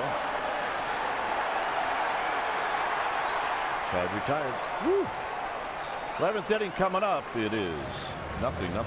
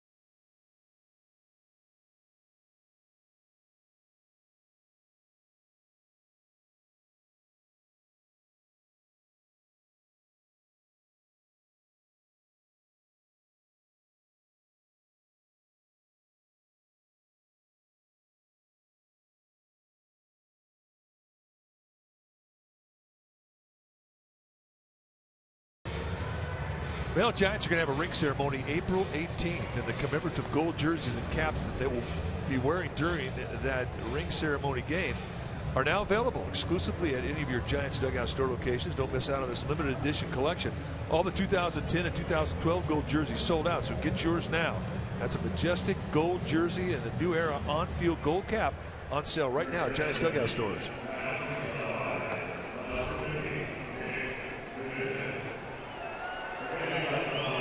A 0-0 ball game as we go to the 11th. And that's Nick Vincent. Vincent, 28-year-old right-hander in his third year at the big league level this season. It's not gone like it did last year. Vincent with high 80s, low 90s fastball. He'll throw you a lot of cutters. He's got a slider and a changeup. A lot of cutters.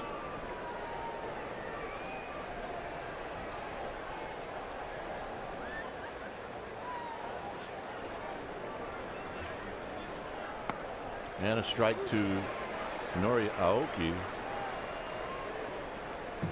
who's 0 for 2 in this game. Last year, Vincent got into 62 games or 63 games for Bud Black. He really had a solid season. 55 innings, 62 strikeouts, 11 walks. Those are good numbers. One guy in this roster has had a home run off of Vincent. Who is it? This guy.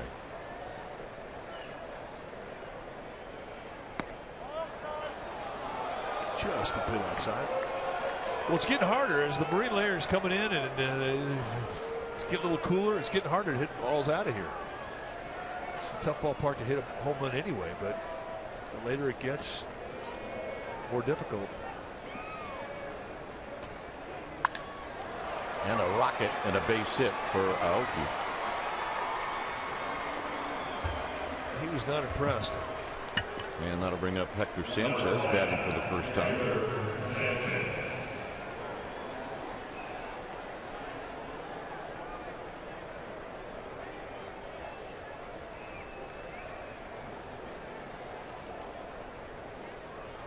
Hector 3 for 7 on this young season with Angel Pagan on deck.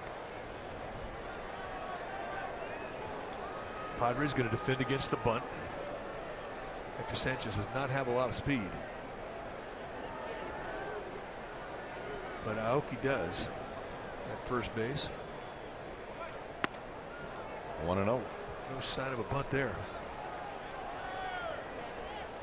Padres put on a shift on the right side of the infield, so a little unorthodox defense presenting itself to Hector Sanchez. There you see the three infielders on the right side, and Middlebrick's the third baseman playing in.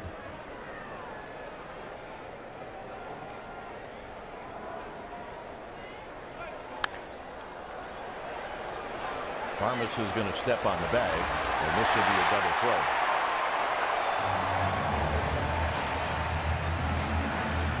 Well, that has been the theme of this game today. A lot of double plays.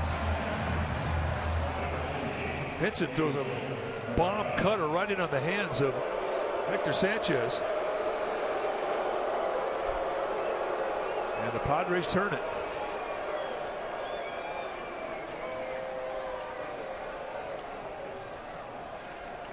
So here's Pagan. Pagan tripled off of Kimbrel in the ninth. Things were looking good, but they could not get him in.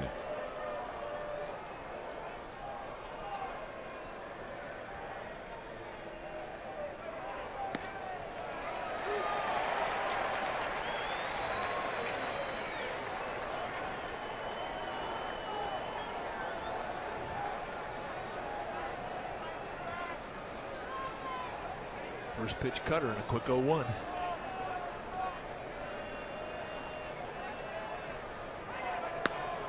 And a quick 0-2. And that's what he likes to do. I mean, it's a little wrap around the outside corner with that cutter. He has outstanding command with it. And when you're hitting off him from the left side, you'll give up on that pitch. And he just keeps throwing it out there.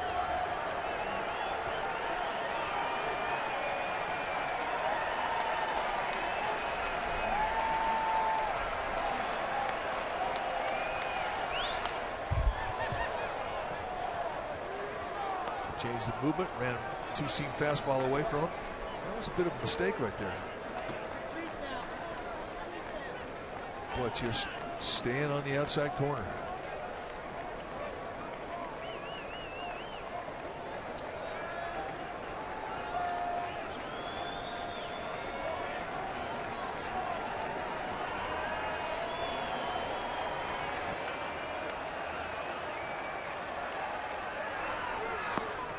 Outside to Pagan.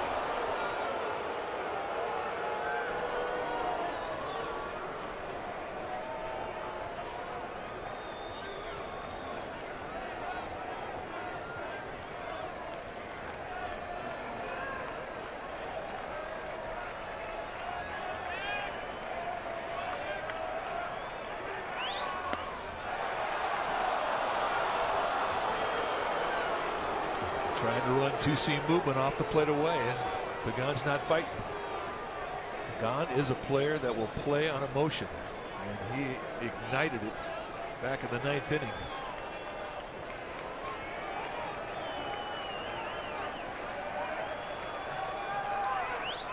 Got him. Backdoor cutter. Middlebrooks will lead things off.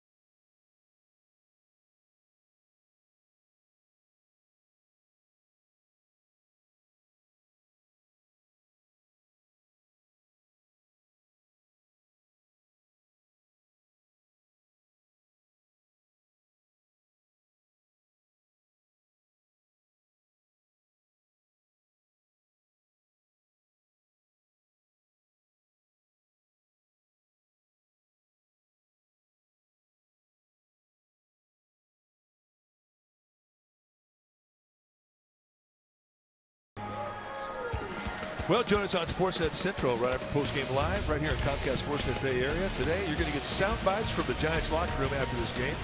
You also hear from Giants insider Alex Pavlovich and highlights from the first round at the Masters. All that and more, Sportsnet Central right after postgame live. Yep, that's what we're going to be doing after the game. Yep, we're going to head right over and get our workout in. Here's Middlebrooks facing Cantos.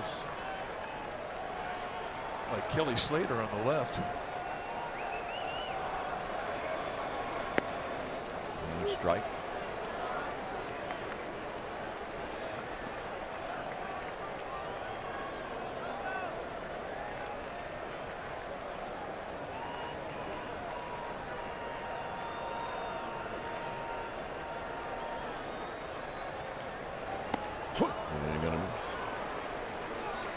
Nice mistake right there. Quick 0-2.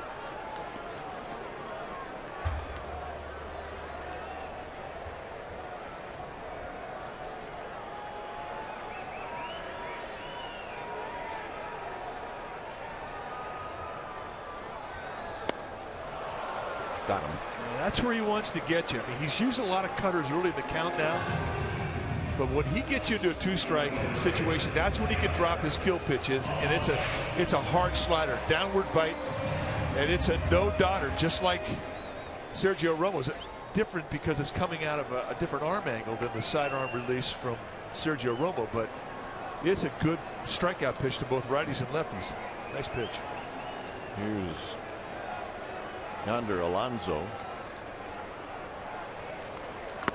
And he's out in front, and it's no balls and one strike. And that's a changeup, and that's a pitch that George Cantos did not really have great confidence in last year. He'd throw it, but he'd throw it 0-2 or 1-2. Now he'll lead off an at bat. He'll throw it 3-2, 3-1, and that's when it's most effective.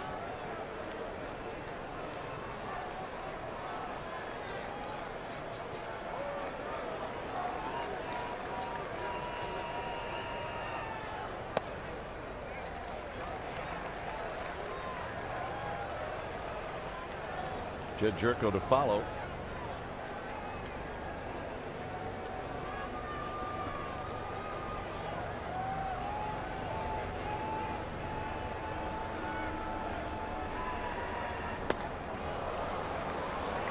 One and two. That's a cutter. Now with a 1-2 count, he can drop that slider down in the dirt and hope that Alonso chases.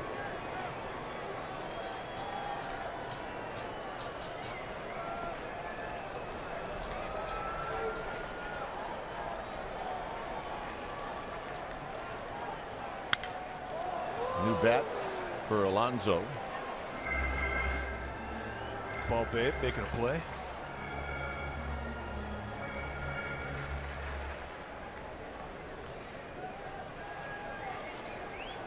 Oh yeah, she waited a long time for that play. Yeah, she didn't have much action down there.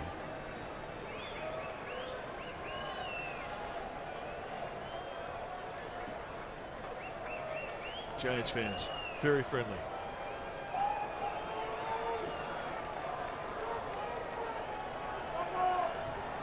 So a new stick for Alonso. He doesn't want a baseball. He wants your phone number. Wow. George Cantos walking off the mound. He thought he had strike three. And so did Hector Sanchez. Everybody except Greg Gibson. They set up in the outside corner. Bang. Glove doesn't move. But I think they set that target a little too wide, and Greg Gibson was not going with it.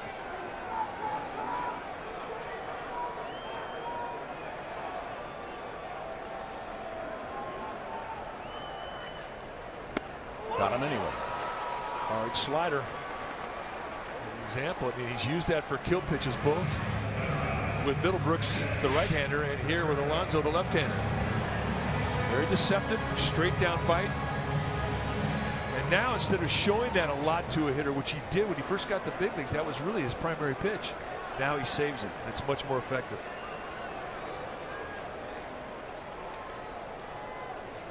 Here's Jerko.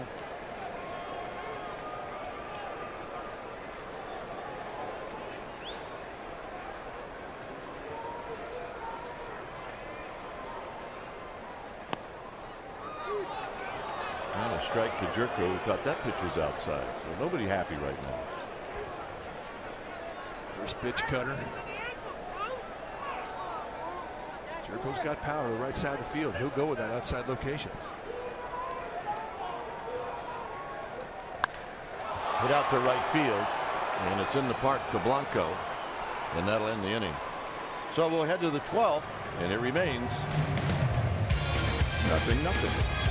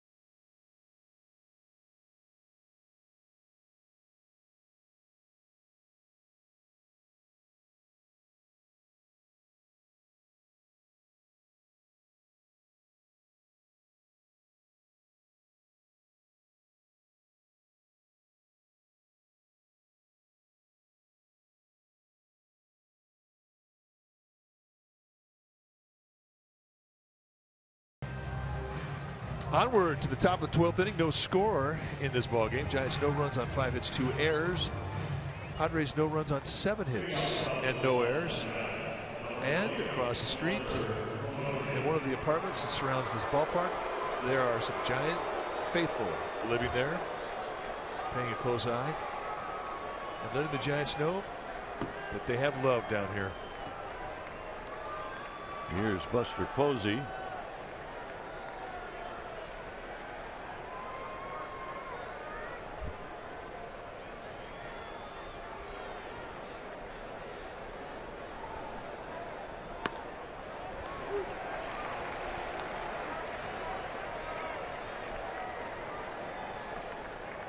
Buster 0 for 3 with a walk.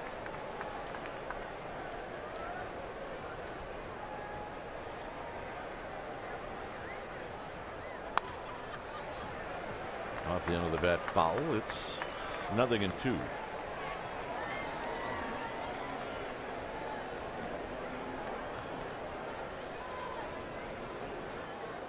One thing about Nick Vincent, I mean, he'll make it go the other way because of the movement that he has on his cut fastball. He doesn't make many mistakes out of the middle of the plate. Against righties, he keeps it away, lets the movement fall off the plate. You have to think right field trying to hit off him.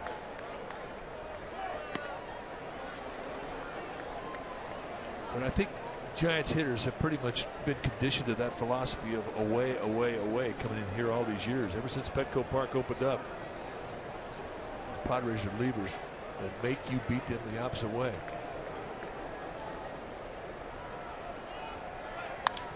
Posey goes the other way, hits it well. Kemp back, and Kemp makes the catch. Wow, Posey hit that ball well. Maybe at the start of the game that ball goes, but not now. Just too much heaviness in the air. Vincent makes a bit of a mistake. He gets the ball up. I mean, and Posey says, fine, I'll go to watch the elevation right out there, chest high. He backspins it, and it's just a matter of does it have enough? And it did not. Here's Crawford.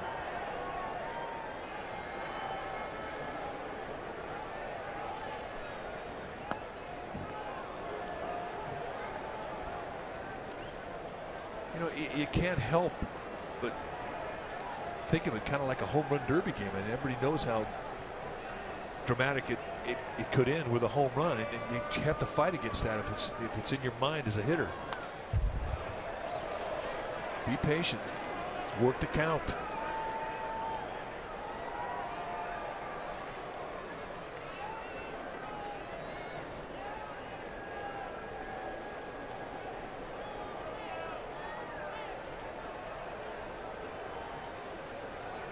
One and one to Brandon Crawford.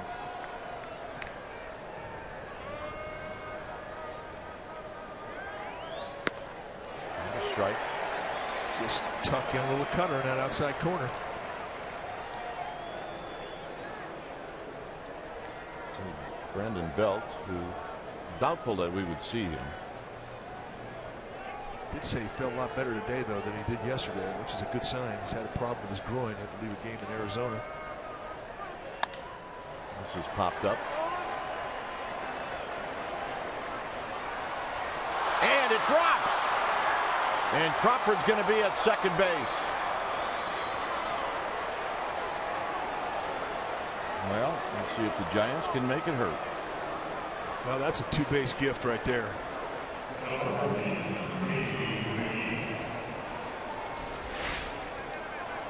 Well, Barmas under there. Justin Upton coming in. I have to believe that Barmas heard some footsteps on this. Yeah, maybe at the last second. So it's going to be an error on Barmas. And some confusion and miscommunication, and the Giants have an opportunity.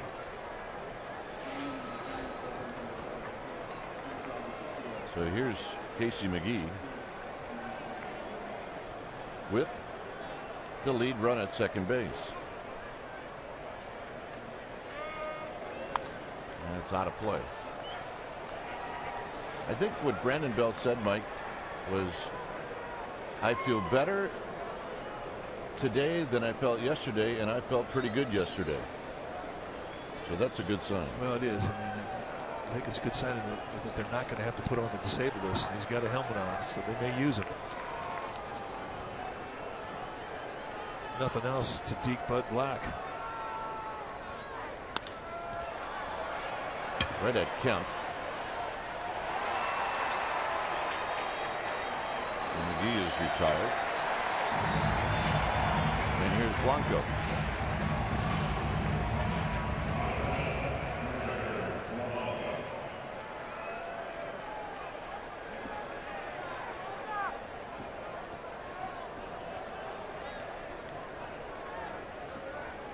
Gregor a couple of hits.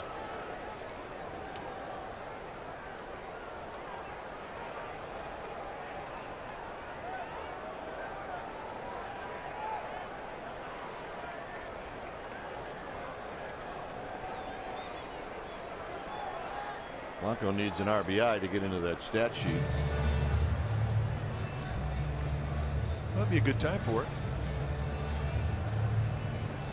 Darren Balsley out to the mound.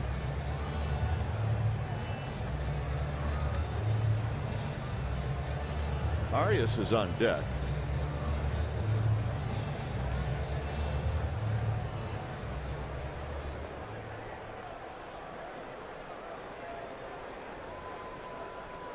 That would be the pitcher spot on deck.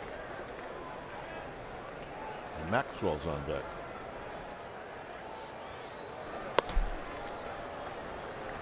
So, Bud Black, having watched Gregor Blanco swing the bat pretty well today. Blanco with a couple of knocks, saying, I got an open base right here. I got a right-handed hitter on deck. So he's going to force Bruce Bochy to make a decision. Do you pitch it Maxwell or Brandon Belt? Looks like it's going to be Maxwell.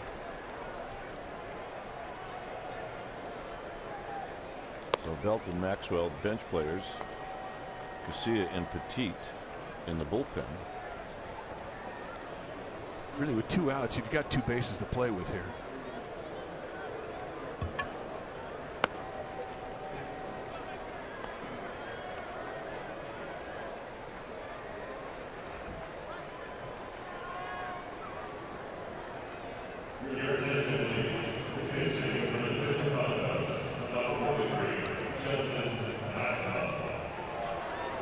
Maxwell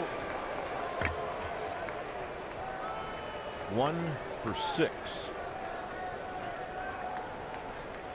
on the season. Well, a lot of the movement that Vincent has goes away from a right-hander, and Maxwell is a long arm swinger. He likes that ball middle away. And he fouls it back on the first pitch.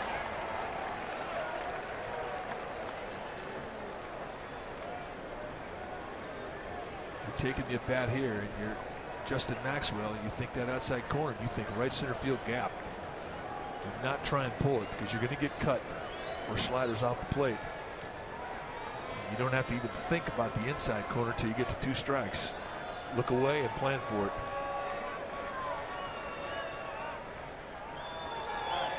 Way outside, and that evens the count.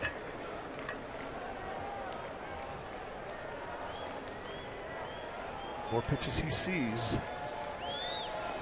more of an advantage it will be for him.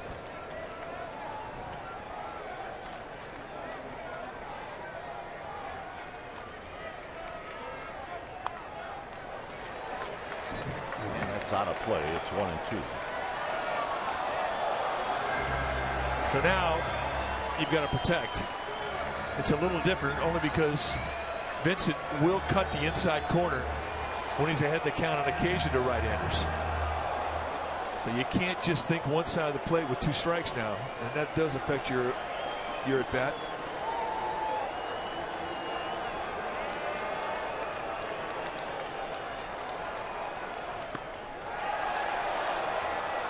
Two and 2. Again away, and manages to check it. The arms in the Padres outfield are outstanding across the board. Upton, Myers, Kemp, all above average.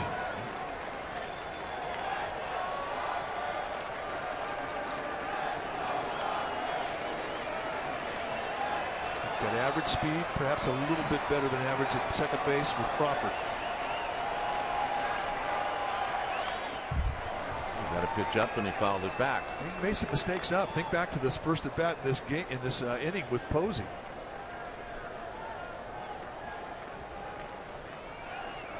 2-2 count. I mean, he's got a base to play with here. He doesn't have to throw a strike.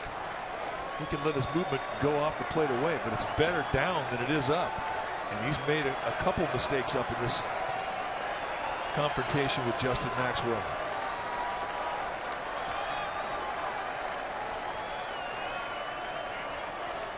Easy take. Well, that gives advantage to the base runners if you're trying to score on a base hit, because Crawford is going to be on the move with the count 3-2.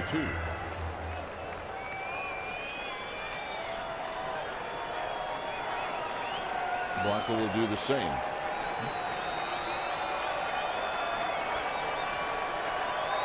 Three and two.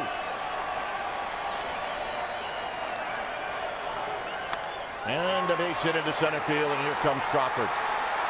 Blanco is going to go to third, and the Giants take the lead. The more pitches you see, the more of an advantage you have if you're hitting. A nice two-strike adjustment by Maxwell. And Vincent, with an open base, really bit off a large chunk of the strike zone. Is this up again? Right, middle in, and that is just nothing but a hanger. But to Maxwell's credit, he just doesn't try to do too much. They can back up the middle, protect with two, and here's your reward.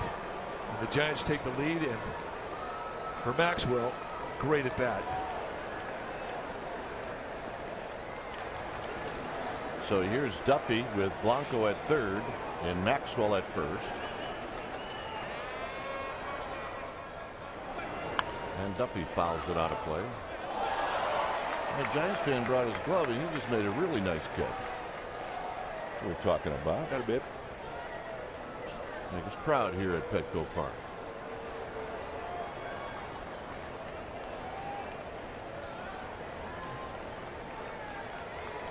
Duffy, excellent approach the opposite way. You've seen him go to right field all spring. And he'll look away, and he'll think cut.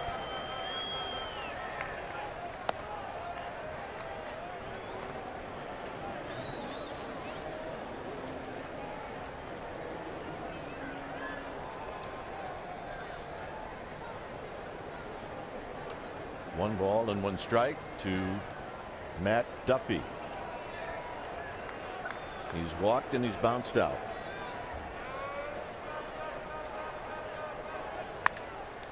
And that's a foul ball. Ooh. If it was fair, it may have been caught by Alonso. Brian Gorman, I mean, he was right on it. Almost hit Brian Gorman. Bruce Bochy's coming out.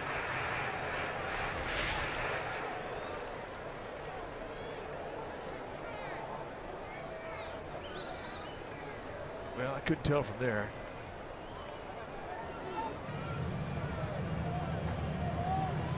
No, I mean, Brian Gorman was looking right at it. Well, here's the look we need.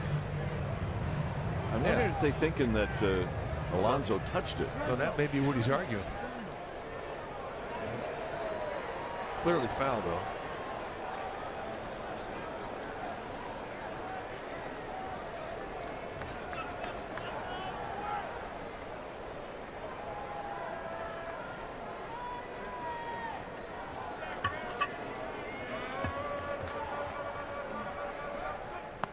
Inside, Maxwell bluffed. It's 2-2. Well, that really is Vincent's only defense against a guy who's leaning out. And the way that Duffy hit that ball down the line, not a surprise he tried to cut one on that inside corner. Now they'll go back out. Out of play. If Billy Hayes gets hit this year on a foul ball, it's going to come off the bat of Matt Duffy. There's Billy Hayes, one of our favorites.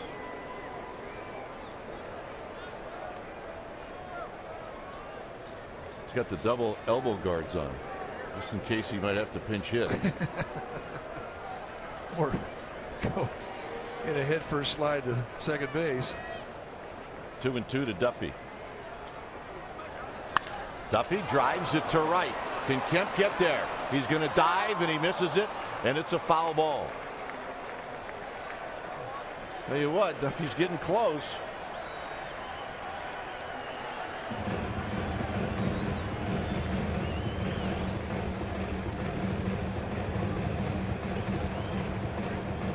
He is working the lines, that's for sure. You're right, he is, and we've seen him do it all spring. His right field approach is what was so impressive about him, especially with 2 strikes down in Scottsdale. So it won him a job.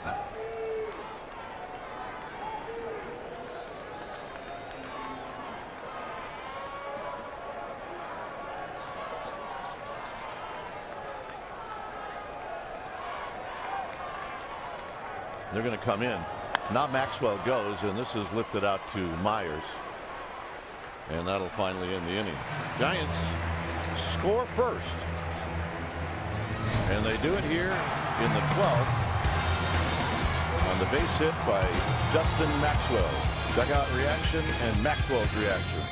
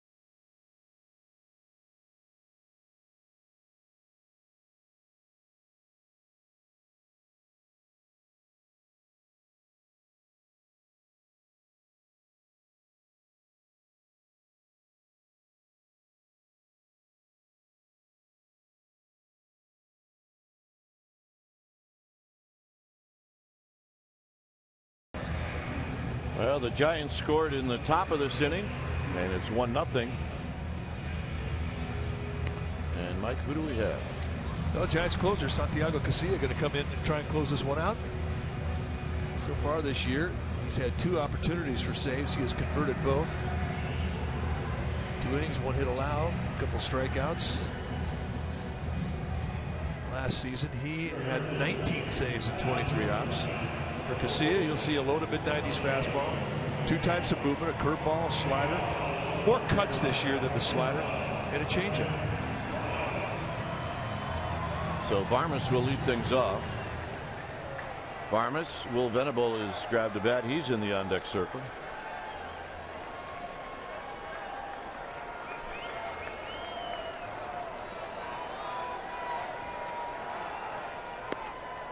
And a bit outside, 1-0. Giants with Aoki pretty deep in left.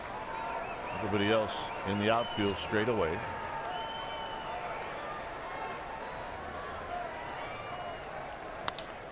And this has popped up. And now with Aoki playing deep, it's going to be Aoki in front of Pagan.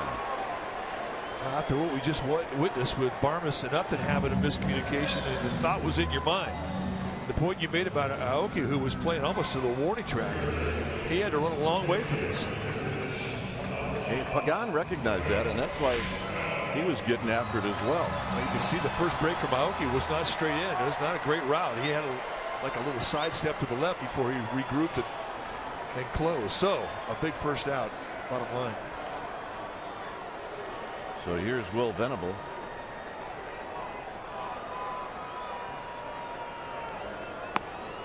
And a breaking ball for a first pitch strike. Now with the new outfield that the Padres have brought in to San Diego this year, Upton, Myers, and Kemp, Will Venable has become the fourth outfielder.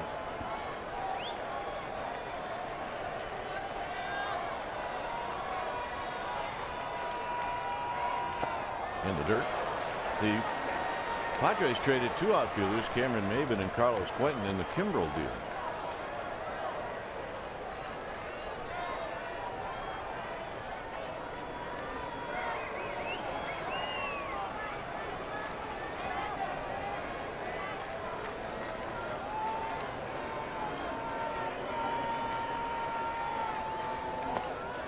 And it's a bit high. 1-2. 95 from Casilla. He tried to elevate across the letters with the 95. That's his reach back velocity. That's when you see his best fastball velocity wise, is when he's in that two-strike situation.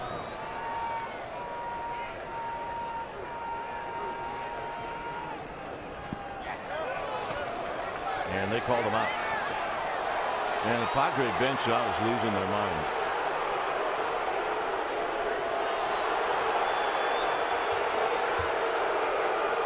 I don't think I've ever seen Will Venable argue.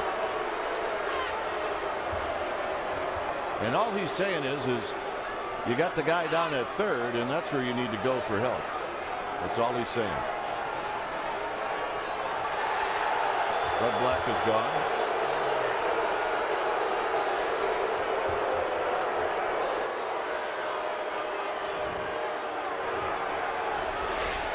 Let's take a look. Did he go? They go back down in the dirt after the high fastball. They go in the dirt. And they say, yes, you did. From the side, did he go? Yeah. That's that gray area right there. It could go either way. Well, they just want to have the third base umpire make that call, whether it's a swing or not. So Trip Gibson says, yes, you did.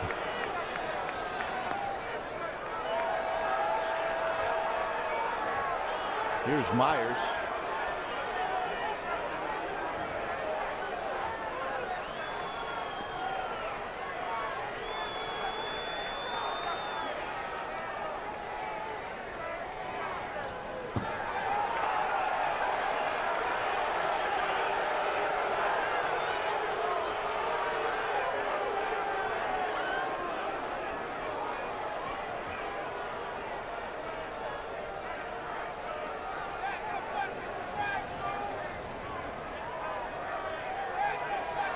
Two and 0. So be careful here. Myers will take a crack at putting this one out of the park. Oh, he absolutely is. Count leverage 2-0. He is going to try and tie it up, no doubt.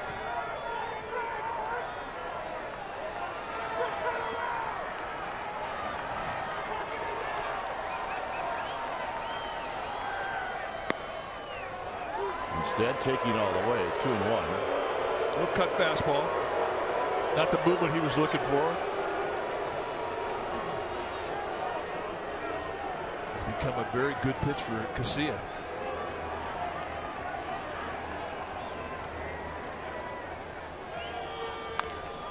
Get on the ground to McGee. And that's the ball game. In 12 innings, the Giants wiggle in and out of trouble. And they score a run in the 12th, Mike, and they win 1-0. Well, and really, the difference in this ball game was simple. The Giants were able to pitch through an error, and the Padres were not, and that's what ended it. Great game. And the Giants bullpen prevailed, and the Padres bullpen did not. Okay, the final score here at Petco Park: the Giants won, and the Padres nothing. Stay tuned. Eastern's postgame live starts right now.